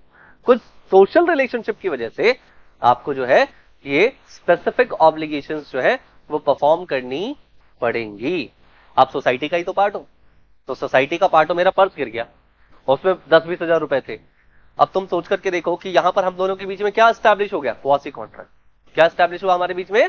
Cos. मैं तुमसे कोई कॉन्ट्रैक्ट करना नहीं चाहता था, अरे मेरे को बिल्कुल नहीं पसंद कॉन्ट्रैक्ट करना, लेकिन क्योंकि मेरा पर्स गिरा तो तुम्हारे और मेरे बीच में क्या हो गया? एक क्वासी कॉन्ट्रैक्ट हो गया। These are known as the quasi contract as they create some obligation, क्योंकि तुम्हारे ऊपर एक ऑब्लिगेशन आ चुका है। अगर वो पर्स तुम्हें दिख रहा है तो तुम्हें कुछ परफॉर्म करना पड़ेगा, कुछ तो करना पड़ेगा, right? As in the case of the regular contract, quasi contract are based on the principle of equity and justice। याद रखिएगा, ये कॉन्सेप्ट किस पे बेसिस है? इक्विटी पे, जस्टिस। एक बात बताओ, मेरा पर्स तुम्हें मिल गया, तुम्हारा हो जाएगा क्या? Is this justice? ये जस्टिस दिखता है क्या? इक्विटी दिखती है क्या? इक्विटी का मतलब क्या होता है? जहां पर दो लोग एक ही समान, एक ही तरह से ट्रीट किए जा रहे हैं, नहीं ना, बिल्कुल भी नहीं, right? As good conscience, right? A quasi or constructive contract rests upon the maxim, maxim क्या है? The men must grow rich out of another person's loss, right? तो maxim क्या है? ये maxim ध्यान रखिएगा, men must grow rich out of the another person's loss। ऐसा नहीं कि कोई पर्सन रिच इसलिए हो रहा है क्योंकि दूसरे पर्सन का लॉस हो रहा है, नहीं, ऐसा नहीं होना चाहिए, ऐसा बिल्कुल भी नहीं होना चाहिए, राइट? जैसे एक एग्जांपल से सुनिएगा, एक ट्रेडमैन है, लीव्स गुड्स टू द सी का हाउस। सी के घर पे ना वो घर पे जो है कुछ हाउस पे उसके कुछ गुड्स वगैरह रख के जाता है बाय मिस्टेक। लेकिन सी क्या करता है? Treats the goods as his own. हाँ जी, सी को लगता है ये हमारे ही तो है, कोई रख के गया है तो हमारे लिए रख के गया होगा, लेट्स यूज, उसी को यूज करते हैं। जैसे मेरे साथ एक बार हुआ, पता है क्या? पड़ोसी ने पिज्जा ऑर्डर किया, गलती से हमारे फ्लोर पे आया, टिंग टोंग उठाया, भाई साहब भूख भी लगी थी, खा लिया। उसके बाद एक बार और टिंग टोंग, पड़ोसी ने कहा गलती से आपके पास हमारा पिज्जा आ गया है। हमने कहा हाँ आया था और वो पेट में चला गया है, अब क्या करें? हाँ जी, सी ने एक ऐसा गुड जो कि उसका था ही नहीं, उसको यूज कर लिया, राइट? उसको उसने क्या कर लिया? यूज कर लिया। किसी और का था, बाय मिस्टेक मेरे पास आया और मैंने उसको क्या कर लिया? यूज करना स्टार्ट कर दिया। क्या मैं यहाँ पर लाइबल होऊंगा या नहीं होऊंगा? हाँ जी, मैं लाइबल होऊंगा या नहीं होऊंगा? बोलो।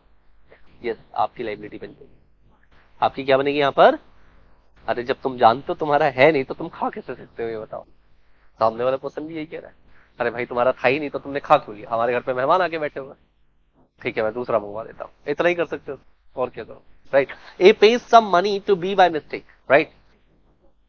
It is really due to C, correct? ऐसा काफी बार होता है, आप पेटीएम कर रहे हो किसी और पर्सन को, किसी और पर्सन के पास चला गया, तो वहां सामने वाले पर्सन जिसको गलत तरीके से पैसा मिला है उसकी रिस्पॉन्सिबिलिटी है कि वो तुम्हें पैसा वापस कर दे। We must refund the money, right? Correct है? इन रियलिटी तुमको कुछ डिफरेंसेस दिखाई देते हैं, कुछ अलग दिखाई देता है क्या? रियलिटी में आपको कुछ अलग दिखाई देता है क्या? समझ में आ रही बात है ना? सर देखो ऐसा होता है कि ना हम लोग जो लॉ के अंदर पढ़ रहे हैं उसके लिए लड़ना पड़ेगा, राइट? जब हम बात कर रहे हैं कि सर यहां पर क्वासी कॉन्ट्रैक्ट हो रहा है, क्या हो रहा है? Quasi contract, right? तो जब हमारा क्वासी कॉन्ट्रैक्ट हो रहा है, एक बात बताना जरा मुझे, जब हमारा क्वासी कॉन्ट्रैक्ट हो रहा है, सामने वाले पर्सन की एक लाइबिलिटी आ रही है, लेकिन इन जनरल ऐसा होता नहीं, अबे तुम मेरे घर पे छोड़ के क्यों गया था? तो तुम लड़ जाते हो या नहीं लड़ जाते हो? उस केस में भी मैं लड़ गया, अरे भैया तो हमारे घर पे आ रहा है, मेरे को क्या पता था, वाइफ ने ऑर्डर किया होगा, किसी और ने किया होगा, राइट? समझ में आ रही बात? तो भाई साहब वहां पर हम लड़ जाते हैं, लेकिन what is the law? Law क्या है? लॉ ये, राइट? लेकिन होता उसके अलग भी है काफी बार। हम माइनर के लॉज मैंने आपको पढ़ाया, माइनर कुछ भी कर सकता है, लेकिन सच बताओ अगर माइनर ने कुछ ऐसा कर दिया पहले तो उसके चपेट पड़ती है, फिर उसके माँ बाप को भी बुलाते हैं, हाँ जी ये आपको ही भरना पड़ेगा, जबकि हमने पढ़ा है पेरेंट्स की कोई लाइबिलिटी नहीं होती, राइट? पढ़ा या नहीं पढ़ा? तो भाई हम लॉ में जो पढ़ रहे हैं वो इंप्लीमेंट हो रहा है, इन जनरल उसकी इंप्लीमेंटेशन के लिए आपको लड़ना पड़ेगा, राइट? तो ये ध्यान रखना पड़ेगा। और लोग, चार लोग भी खड़े हो जाएंगे कहीं, हाँ तुम्हारे बेटे ने किया है, तुम्हारे बच्चे ने किया है, भरना तो तुमको ही पड़ेगा, कौन देगा, और तो वहां पे और एक सोशल ऑब्लिगेशन आ जाती है तुम्हारे पास। क्या अंडर एज ड्राइविंग में, क्या अंडर एज ड्राइविंग में पेरेंट्स को उठा करके ले जाते हैं पुलिस वाले। हाँ बहुत बार होता है कि उनको हरास किया जाता है, बट करना नहीं चाहिए, करना नहीं चाहिए, कोई लॉ थोड़े ना है ऐसा। मेरे बच्चे ने चोरी भी कर दी, मर्डर भी कर दिया, दैट डजंट मीन कि भाई मैं रिस्पॉन्सिबल हूँ उसके लिए। करेक्ट। हाँ मुझे हरास जरूर किया जाता है, पेरेंट्स को हरास जरूर किया जाता है, भाई आप पुलिस स्टेशन आओ, ये करो वो करो, बट इन लॉ कभी भी याद रखना, किसी और के एक्ट के लिए, चाहे वो आपका बेटा ही क्यों ना हो, माइनर बेटा ही क्यों ना हो, आपको कभी भी उसके लिए पनिशमेंट नहीं दी जाएगी, कभी पनिशमेंट नहीं दी जाएगी। सोचो, अदरवाइज बच्चे पैदा करना छोड़ देंगे लोग, है ना।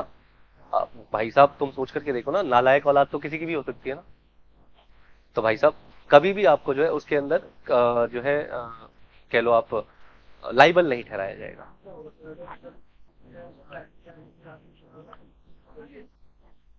कुछ नहीं, तुम्हारा जो प्रॉपर्टी है, तुम्हारा जो वो मोटर बाइक है, वो लेकर के जाएंगे, उसके ऊपर चालान करेंगे, और कुछ नहीं। देखो एक चीज समझो, चालान ही होता है, चालान ही होता है। तो माइनर हो, तुमको ज्यादा से ज्यादा क्या करेंगे, ज्यादा से ज्यादा वो जो माइनर्स का कारागार होता है उसके अंदर 2 महीने, 1 महीने, 15 दिन डाल देंगे, अगर तुमने कुछ ऐसा स्ट्रिक्टली कुछ ऐसा किया तो, है ना। और वो लॉ के अंदर भी मेंशन होना चाहिए। जनरली आपने किसी को ठोक दिया तो क्या होता है भाई, ठोक दिया तो उस केस के अंदर जो है आपके ऊपर फाइन एंड पेनल्टी यही इम्पोज किए जाते हैं, और कुछ थोड़ी ना यार। चलो ध्यान से देखो, और पुलिस वालों से इतना डरने की जरूरत नहीं है। कौन? नहीं, माइनर के ऊपर केस नहीं, तो तुम किसी को ठोकने मत लग जाना इसके बाद। एक, मैं ना सीएस के फाउंडेशन में था उस समय पे, सीएस ईटी जैसे याद होता है ना, उस समय सीएस फाउंडेशन हुआ करता था।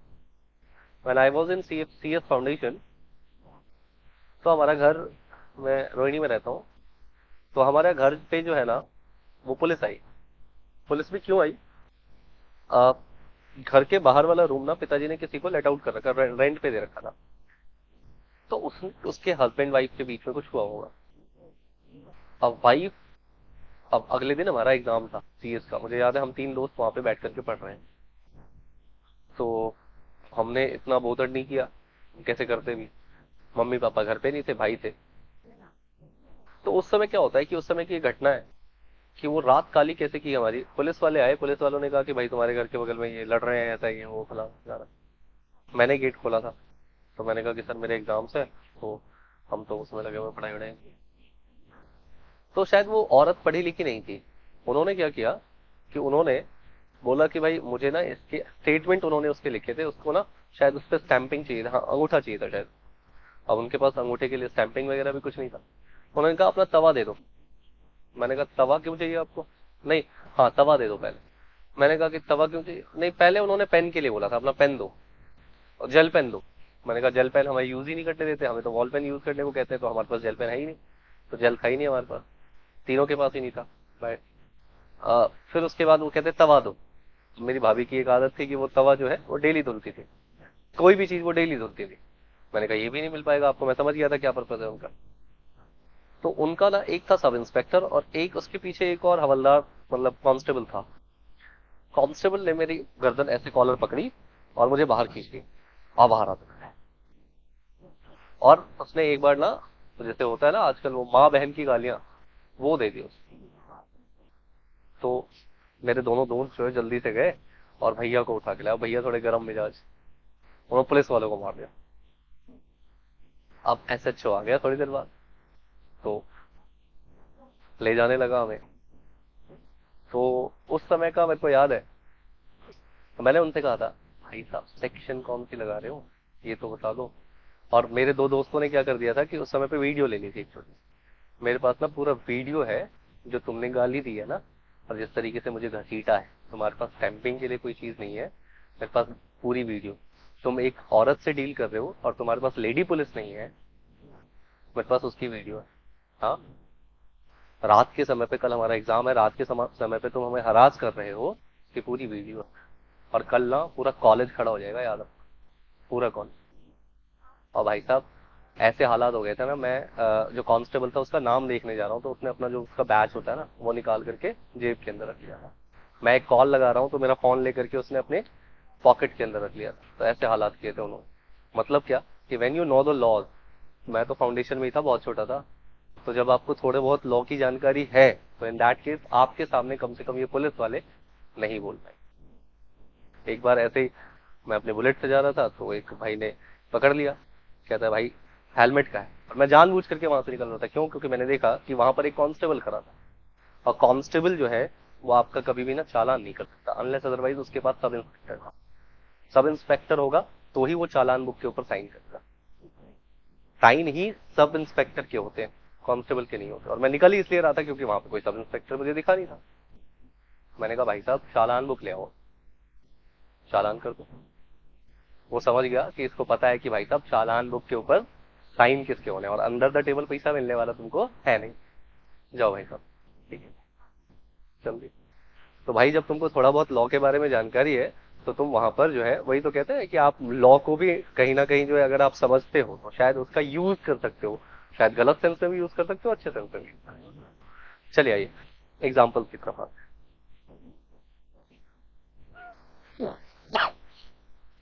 देखिएगा, एक एग्जाम्पल है आपके पास जो मैंने आपको बता दिया है। उसके बाद एक एग्जाम्पल है फ्रूट पार्सल डिलीवर किया गया बाय मिस्टेक आर के घर के बाहर। तो ये सब समझ में आ रहा है आपको, यहाँ कोई एग्रीमेंट नहीं है, कुछ भी नहीं है, लेकिन फिर भी ये कॉन्ट्रैक्ट आपका हो गया, राइट? कोई दिक्कत है यहाँ तक? क्वासी कॉन्ट्रैक्ट समझ में आ रहा है ना? भूला भूला है ना, कुछ खोया हुआ वो वाला। अच्छा, salient feature of the quasi contract, क्या क्या फीचर है? First, in the first place such a right is always a right to money. ये क्या राइट होते हैं बेटा? Right to money, right? and generally though not always to a liquidated sum of money, right? तो ये generally right to money के cases होते हैं। अभी समझाता हूं क्या होता है। Secondly, it does not arise from any agreement, यहाँ कोई भी एग्रीमेंट नहीं होता, इसमें तो कोई दिक्कत ही नहीं होनी चाहिए आपको, right? But it is impose by the law, law के द्वारा आपको ये इम्पोज किया जाता है। Thirdly, it is a right which is available not against the world but against the person, particular person, right?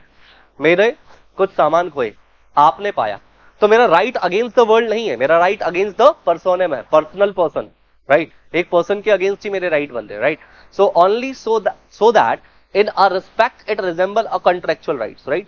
यहां पर क्या है बेटा? ये कॉन्ट्रेक्चुअल राइट्स, करेक्ट? देखिए, ये आपके पास कुछ केसेस है जिसे ध्यान में रखना है क्योंकि ये इंपॉर्टेंट है, आपके पेपर में बहुत बार पूछा गया है, एक बार नहीं बहुत बार पूछा गया है, तो भैया इसे याद करना पड़ेगा आपको। कह रहे हैं कि ceases deemed as the quasi contract, right? Cases होगा, सॉरी केसेस होगा, सॉरी हाँ सीजेस पढ़ लिया मैंने, okay. Cases deemed to be the quasi contract, जब हम बात करते हैं कौन कौन से केसेस जो हैं जिनको हम लोग क्या बोलेंगे, ये क्वासी कॉन्ट्रैक्ट है आपके पास, कुछ केसेस हैं आपके पास, वो केसेस कौन कौन से देखिएगा। Section 68, 69, 70, 71, 72, right? सेक्शन 68 क्या बोलता है? Claims for the necessary supply. मैं आपको यहाँ पर वैसे माइनर के बारे में ऑलरेडी पढ़ा चुका हूँ, नेसेसरी सप्लाई की क्लेम्स की बात करें वो आपके पास क्या हो जाएगा? Quasi contract. मैं बात करूंगा इस पे अभी फिर से। Payment by an interested person, जब पर्सन क्या है? इंटरेस्टेड है, उसने कोई पेमेंट करी है तो सेक्शन 69 में आ जाता है वो। इस पे मैं बताऊंगा एक रेंट एग्रीमेंट का एग्जांपल लेकर के।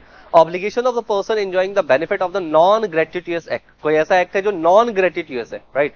सेक्शन 70 के अंदर उसकी बात करेंगे हम लोग, ठीक है? एक पर्सन है जिसको वो परफॉर्म नहीं करना था फिर भी वो परफॉर्म कर दिया, फिर क्या होगा? Responsibility to the finder of goods, section number 71 sorry, or money paid by the mistake or under coercion, हाँ जी सेक्शन 72 में इसकी भी बात करेंगे। एक एक करके बात करते हैं। सबसे पहले हम लोग बात कर लेते हैं बेटा किसकी? हम लोग बात करेंगे claim for the necessary supply to the person incapable of contract, ठीक है? कहां पढ़ाया था मैंने आप लोगों को? ये माइनर का केस था। किसका केस? माइनर का केस। याद करो, मैंने आपको एक एग्जांपल दिया था, मैंने कहा था कि भाई देखो केस ऐसा है कि कोविड के टाइम पे जो मदर एंड फादर थे ना उसकी डेथ हो जाती। अब यहां पे एक माइनर है, अब ये माइनर अपने नेबरर्स के ऊपर डिपेंड है। किसके ऊपर डिपेंडेंट है? उनके जो नेबरर्स है ना उनके ऊपर डिपेंडेंट है। अब ये नेबरर्स जो है वो कौन है? वो लोग अननोन है, वो जानते भी नहीं है, लेकिन क्या इनकी कोई लाइबिलिटी अराइज होती है क्या? हाँ, इनकी लाइबिलिटी अराइज होती है। कैसी liability? To supply the essential goods, क्या सप्लाई करने की? असेंशियल गुड्स सप्लाई करने की। लेकिन मैंने कहा था यहां देखना होगा कि माइनर के पास प्रॉपर्टी है या नहीं। अगर उसके पास प्रॉपर्टी है तो लाइबिलिटी अराइज होती है, अगर प्रॉपर्टी नहीं है तो लाइबिलिटी थोड़ी अराइज होती है, राइट। सोचो मेरे पास माइनर है, एक माइनर की प्रॉपर्टी है, तो मुझे ये पता है ना कि मैं अगर आज इसको कोई भी एसेंशियल गुड्स दे रहा हूं तो मुझे इसके बदले में कल को इसकी प्रॉपर्टी में कुछ हिस्सा मिलेगा, करेक्ट है। अब तुम सोचो मैंने कोई गुरुद्वारा तो नहीं खोल रखा है कि भाई माइनर है, उसके पेरेंट्स की डेथ हो गई है तो मुझे उसको अब बड़ा करना पड़ेगा। क्या लगता है तुमको, आजकल बच्चे नहीं पाले जाते, माइनर किसी और का बच्चा कैसे पाल देंगे आप, नहीं होगा ना। तो जनरली आप याद रखिएगा, जब प्रॉपर्टी है, सफिशिएंट प्रॉपर्टी है तो आपकी लाइबिलिटी अराइज होती है, जब अगर सफिशिएंट प्रॉपर्टी नहीं है तो आपकी कोई लाइबिलिटी अराइज नहीं होती है असेंशियल गुड्स को सप्लाई करने की। लेकिन एक बात बताओ, क्या यहां पर कोई ऑफर आया, कोई एक्सेप्टेंस हुई, कोई कॉन्ट्रैक्ट हुआ, नहीं ना। ये एक तरह से क्या हुआ, ऑब्लिगेशन बाय द लॉ। क्या हुआ बेटा, obligation bye the law, right. Section number 68, claims for the necessary supply. क्या बोल रहे हैं, claims for the necessary supply. कौन सा सेक्शन है बोलो, section number 68, section number 68। If a person is incapable of entering into the contract or anyone whom he is legally bound to support is supplied by the another person with the necessary suited to his condition in the life, the person who has furnished such supplied is entitled to be reimbursed from the property of such incapable person, right। जिसने भी इसको supply किया है वो उसकी property से जो है वो पैसे ले सकता है, करेक्ट है। यही एग्जांपल है, अंकल सप्लाई करते हैं माइनर लुनेटिक को कुछ नेसेसरी सप्लाइड, और इसके बदले याद रखिएगा इसकी प्रॉपर्टी जो है उसकी प्रॉपर्टी में से वो हिस्सा मांग सकते हैं। बोलिए सेक्शन नंबर 68, कोई डाउट है। देखो अब ये एक सवाल है कि सर वो मेजर होगा तभी मांगेंगे क्या, जब वो मेजर नहीं है क्या तब नहीं मांगा जा सकता। देखो इन जनरल ना इसके लिए फिर कोर्ट जाना पड़ेगा। अगर आप माइनर होते हुए जाना चाहते हो ना कि इसकी प्रॉपर्टी बिकनी चाहिए तो आपको कोर्ट जाना पड़ेगा। My Lord I am not capable कि मैं इसको देख सकूं, इसकी नेसेसिटीज अलग है, मुझे इसकी पढ़ाई पे भी खर्च करना है और मेरे खुद के 2 बच्चे हैं, मैं कमाता ही 15-20 हजार रुपये, पॉसिबल नहीं मेरे लिए। तो इसकी एक प्रॉपर्टी आई वांट कि उसको सेल आउट करें और उसके बाद इसकी पढ़ाई लिखाई, तो वहां पर जो है वो लीगल गार्डियन को अपॉइंट करेंगे और लीगल गार्डियन को अपॉइंट करके देखेंगे सिचुएशन कैसी है और सिचुएशन में जो है पॉसिबली ये करवाया, करेक्ट। तो अलग चीज हो जाती है। सेक्शन नंबर 69 पे आइए, पेमेंट बाय एन इंटरेस्टेड। अब यहां पर ना इसको पहले पढ़ लेते हैं एग्जाम्पल से, फिर आएंगे यहां पर, ध्यान से सुनिएगा। एग्जाम्पल क्या है, जमींदार साहब है, मिलिए जमींदार साहब, और यहां पर अंजुमन बनर्जी है। जमींदार साहब, अंजुमन बनर्जी और गवर्नमेंट, ये 3 आपके पास लोग दिखाई देंगे। ये अंजुमन बनर्जी जो है उनकी एक लैंड है बंगाल के अंदर और ना लीज ग्रांटेड बाय द जमींदार, और इन्होंने जमींदार से उसे क्या लिया हुआ है बेटा, लीज पे लिया हुआ है, क्लियर। अच्छा तुम एक बात बताओ, जैसे हर प्रॉपर्टी का कुछ ना कुछ जो रेवेन्यू होता है टैक्सेस के फॉर्म में वो गवर्नमेंट को देना पड़ता है, ठीक है, गांव घर में भी देना पड़ता है। भैया जमींदार को ये रेवेन्यू पे करना था, does not payable by the zamindar, जमींदार साहब ने वो पे किया ही नहीं, करेक्ट। तो जमींदार का जो लैंड है ना एडवर्टाइज कर दिया गया for the sale by the government, कि गवर्नमेंट उसको जो है वो सेल करेगी, राइट। अब अंजुमन बनर्जी का उसके ऊपर था क्या, उसके ऊपर उन्होंने सारा का सारा अपना सेटअप लगा रखा था, अपनी जो भी बिजनेसेस है वो करते थे। तो अंजुमन बनर्जी ने क्या किया, the revenue payable by the Anjuman Banerjee the government being in arrear, जो भी अरियर था ना वो सारा का सारा रेवेन्यू अंजुमन बनर्जी ने पे किया। अब तुम एक बात बताओ, एक्चुअली में पार्टी कौन थी, गवर्नमेंट और जमींदार, लेकिन पे किसने किया, अंजुमन बनर्जी ने, करेक्ट। तो यहां पर कॉन्ट्रैक्ट एक तरीके से अंजुमन बनर्जी ने परफॉर्म कर दिया, right. The Anjuman Banerjee to prevent the sale and the consequent, जो भी एन्यूलमेंट थे वो उनको रोकना चाहते थे, of his on lease pays to the government the sum due from the zamindar, zamindar is bound to make what good the Anjuman Banerjee the amount so paid. तो भाई जमींदार की लाइबिलिटी बन जाती है कि वो अंजुमन बनर्जी को क्या करेंगे, जो भी अमाउंट पे किया गया है वो वापस से इसको देंगे, रीइंबर्स करेंगे, होगा या नहीं होगा। इसकी जो है इसमें क्या बन जाएगी, ऑब्लिगेशन। लेकिन क्या कोई कॉन्ट्रैक्ट किया था क्या जमींदार ने अंजुमन बनर्जी के साथ, कोई कॉन्ट्रैक्ट था इन दोनों का, नहीं। लेकिन क्योंकि इसके इस लैंड के ऊपर जो है वो सेल जो है वो बाय गवर्नमेंट एडवर्टाइज कर दिया गया था, गवर्नमेंट ने कहा कि हम इसके लैंड को जो है वो सेल करेंगे और उससे अपनी रेवेन्यू को रिकवर करेंगे, क्लियर। तो उस समय पे अंजुमन बनर्जी ने उसे रोकने के लिए जो है गवर्नमेंट को ड्यू अमाउंट पे कर दिया। अब जमींदार को वो अमाउंट पे करना पड़ेगा अंजुमन को या नहीं करना पड़ेगा, करना पड़ेगा, वो अमाउंट उसे पे करना पड़ेगा। क्लियर है, समझ में आ रही बात? तो यहां भाई आपको क्या दिखाई दे रहा है, इस कॉन्सेप्ट को क्या बोल रहे हैं, सेक्शन नंबर 69 में क्या पढ़ रहे हो, payment by an interested person. Anjuman Banerjee क्या है, इंटरेस्टेड पर्सन। इंटरेस्टेड मतलब जिसका हित हो। अंजुमन बनर्जी का क्या है, इस लैंड के अंदर उसका हित है, इंटरेस्ट, राइट? समझ में आ रही बात? तो अगर पेमेंट उसने किया है, देखो, the person who is interested in the payment of money which another is bound by the law to pay. दूसरे पर्सन के पास क्या था बेटा, वो बाउंड बाय द लॉ था टू पे, लेकिन मैं interested, and who therefore pays it, और भाई साहब अंजुमन ने इसको पे कर दिया, is entitled to be reimbursed by the other. तो जमींदार के द्वारा ये पैसा उसे वापस मिल जाना चाहिए। सेक्शन 70 पे obligation of person enjoying benefit of non gratuitous act. अब ये क्या होता है non gratuitous act? Non gratuitous act क्या होता है, समझिएगा ध्यान। ये देखिए एक एग्जांपल से समझिए। केस लॉ है हमारे पास, केस का नाम है Shyamlal versus state of UP. अब इस केस में क्या होता है, ये श्याम जो है ना, एक गवर्नमेंट सर्वेंट होते हैं, was compulsory retired by the government. Obvious सी बात है, 60 साल की उम्र होती है, एक्सटेंशन 2 साल की मिलती है, 62 साल की उम्र में आपको गवर्नमेंट जॉब में हो तो रिटायर आप हो जाते हो। Clear? He filed a writ petition and obtained an injunction against order. क्या रिट पिटीशन? भाई उसने रिट पिटीशन लगाया कि माय लॉर्ड मुझे ना 2 साल की एक्सटेंशन मिलनी चाहिए, तो इंजेक्शन मिल गया। इंजेक्शन मतलब क्या, उसके रिटायरमेंट को रोक दिया गया, इंजेक्ट कर दिया उसको, रुक जा भाई, ठीक है 2 साल के लिए से मिल। he was restated and was paid salary, और उस भाई को सैलरी भी मिलेगी, but was given no work, लेकिन इसको कोई काम ही नहीं दिया जाता, कोई काम नहीं कर रहा था। In the meantime government went to appeal, और गवर्नमेंट फिर अपील पे जाती है। भाई इसने केस किया था कि मुझे क्या मिलना चाहिए, मुझे यहाँ पर इंजेक्शन मिलना चाहिए 2 साल का कम से कम, जो जनरली गवर्नमेंट एम्प्लॉइज ऐसा करते हैं, 2 साल बाद रिटायर, 60 की उम्र में रिटायरमेंट है, 2 साल की रिटायरमेंट और बनवा है। सॉरी। अब appeal was decided in the favour of the government. क्यों? क्योंकि जो ये जो श्यामलाल था ना, was directed to return the salary paid to him. क्यों भैया? क्योंकि इसने कोई काम ही नहीं किया, इसने कोई भी काम नहीं किया उस टाइम पे। देखिए क्या बोल रहे हैं सेक्शन 70 में, obligation the person enjoying benefit of non gratuitous act. Non gratuitous act, when a person lawfully does anything for another person.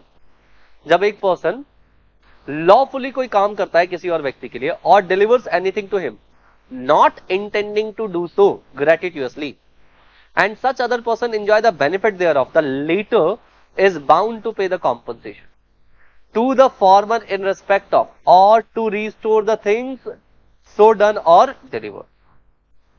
भाई साहब तुमको पैसा मिल रहा है, लेकिन तुम उसके बदले कोई काम नहीं करके दे रहे हो, नॉन ग्रेटिट्यूअस है, ठीक है? तो तुमको वो पैसा जो है वो वापस करना पड़ेगा, आपको अपना जो पोजीशन है वो रिस्टोर करना पड़ेगा। काम करते तो तुमको पैसा मिलता, काम ही नहीं कर रहे हो तो पैसा नहीं मिलता, ठीक है? कॉन्ट्रैक्ट करना चाहा था क्या? कॉन्ट्रैक्ट करना चाहा था नहीं, बट बाय द लॉ वो कॉन्ट्रैक्ट अपने आप ही परफॉर्म कर दिया गया। thus it does follow that for a suit to succeed the plaintiff must prove क्या, that he had done the act or had delivered the things lawfully। उसको बताना पड़ेगा कि मैंने काम किया है, करेक्ट? अगर काम नहीं किया, that he did not do so gratuitously and the other person enjoyed the benefit। दूसरे पर्सन ने जो है सिर्फ बेनिफिट एंजॉय किया है, उसको किसी भी तरह से कोई काम करने को नहीं मिला है। अगर उसने ऐसा किया है तो भाई साहब याद रखिएगा, उसको सारे पैसे जो है वापस करने पड़ जाएंगे, ठीक है? सेक्शन 71 पे आ जाइए, responsibility of the finder of goods. और ये आप ऑलरेडी देख चुके हो कि मान लो आपको कोई गुड्स मिलते हैं, अगर आप गुड्स के फाइंडर हो, राइट? यहाँ पे एक केस है, देखिएगा, Hollins versus Howler LR and HL। यहां पर क्या होता है केस के अंदर, ध्यान से सुनिएगा, बहुत बढ़िया केस है। इस केस के अंदर H picked up a diamond, H को ना एक डायमंड नीचे पड़ा हुआ मिलता है on the F shop. F ये भाई साहब है, F की शॉप पे, right? And handed over the same to the F। किसको हैंड ओवर कर दिया उन्होंने? F को। तो keep till the owner was found, इसको रखो अपने पास जब तक कि ऑनर आ नहीं जाता, ये लेके नहीं जाता, राइट? यहां तो कोई doubt? In spite of the best effort, कह रहे कि बहुत एफर्ट किया किसने? शॉप ऑनर ने, लेकिन ट्रू ऑनर का पता नहीं लगाया जा पाया कि भाई ट्रू ऑनर कौन। After the lapse of the weeks, अब क्या होता है, एच जो है वो टेंडर्ड टू एफ, वो एफ को कहता है the lawful expenses incurred by him, कि भाई तुम अपने पैसे जो भी खर्च हुए हैं इसको सेफ कस्टडी में रखने के लिए वो लो, और मुझे ये डायमंड रिंग जो है वो वापस। क्या ऐसा किया जाएगा? हाँ जी, कोर्ट ने क्या बोला? F must return the diamond to H, क्योंकि पाया किसने था? एच। किसने पाया था? एच। प्रेमाइसिस भले एफ का था, शॉप किसका था? एफ का, लेकिन मिला किसको था? एच को। और ट्रू ऑनर को ढूंढने की बड़ी कोशिश की गई और वो मिला नहीं, तो वो सामान किसका होगा? जिसने इसे पाया था। As he was entitled to retain the goods found against everybody except the true owner. उसके पास क्या है बेटा? उसके बाद गुड्स को रखने का जो है वो क्या है? राइट आ गया है। He has the right against everyone except the owner। Owner मिल जाता तो उसके पास राइट होता, समझ रहे हो बात को? लेकिन जिसने पाया है उसके पास क्या होते हैं? राइट होते हैं against everyone except the owner, true owner को छोड़ करके। ये आपके पास एक केस है। बोलिए कोई डाउट है यहां तक? नहीं? चलिए सेक्शन 72 की तरफ चलते हैं। Money paid by the mistake or under the coercion. Money आपने अगर कोर्जन में दिया है या फिर मिस्टेक में दिया, केस का नाम याद रखिएगा, शिव प्रसाद वर्सेस सिरिश चंद्रा। सर इसमें क्या हुआ? Every kind of the payment of the money or delivery of the goods for every type of the mistake is recoverable. भाई गलती से किसी और के अकाउंट में पैसा डाल दिया, रिकवर कर सकते हो। कर सकते हो या नहीं कर सकते हो? कर सकते हो, ठीक है सर। नेक्स्ट देखिएगा example, sales tax officer versus Kanhaiyalal का केस है। Payment of the municipal tax made under the mistake, believe कि भैया मेरा भी कुछ ना कुछ अंडरस्टैंडिंग आउटस्टैंडिंग पीछे का रह गया हो, तो भैया यहां पर म्युनिसिपल अथॉरिटीज को बोला तुमको पैसे वापस करने पड़ेंगे, ठीक है। मुझे लग रहा था कि मेरी कोई टैक्स का बकाया रह गया, जाकर के मैंने जमा करा दिया, उन्होंने रख भी लिया। बाद में पता लगता है अरे मेरी तो कोई लायबिलिटी बनती ही नहीं है, तो भैया वो पैसा जो है आपको वापस हो जाएगा। Seth Kanjilal versus national bank of India. यहां पे कोर्जन के द्वारा जो है, देखिए money paid by the coercion, जबरदस्ती भाई साहब, सेक्शन नंबर 15 के अंदर पढ़ा है आपने। कोर्जन में कोई पैसा अगर आपने ले लिया तो आपको वो पैसा तो रिस्टोर करना पड़ेगा। सेक्शन नंबर 62, क्या 62 में भी पढ़ा था। फिर एक है, क्या नाम है, त्रिकमा दास जो भी है वर्सेस बॉम्बे म्युनिसिपल कॉर्पोरेशन। देख लीजिएगा यहाँ पे T was travelling without ticket, उसके पास कोई टिकट नहीं था in the train car, and on checking he was asked to pay ₹5 as penalty to compound the transaction. T filed a suit against the corporation for the recovery on the ground of that it was extorted from him, ठीक है, and the suit was decreed in the favor। हाँ जी, ये extortion बोल दिया गया, क्यों?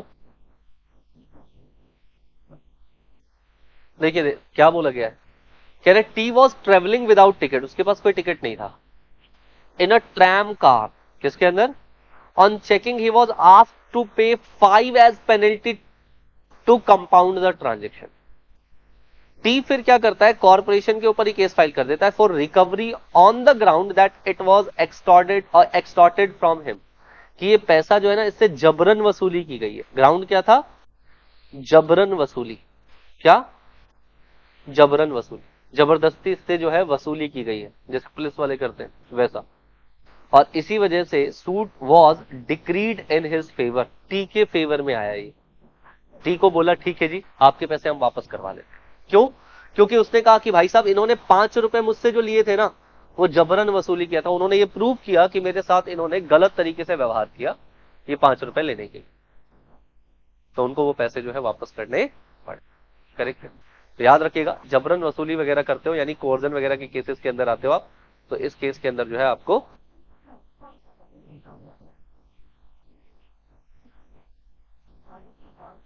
पैसे वापस करने को। ये खत्म होता है इसके साथ ये यूनिट।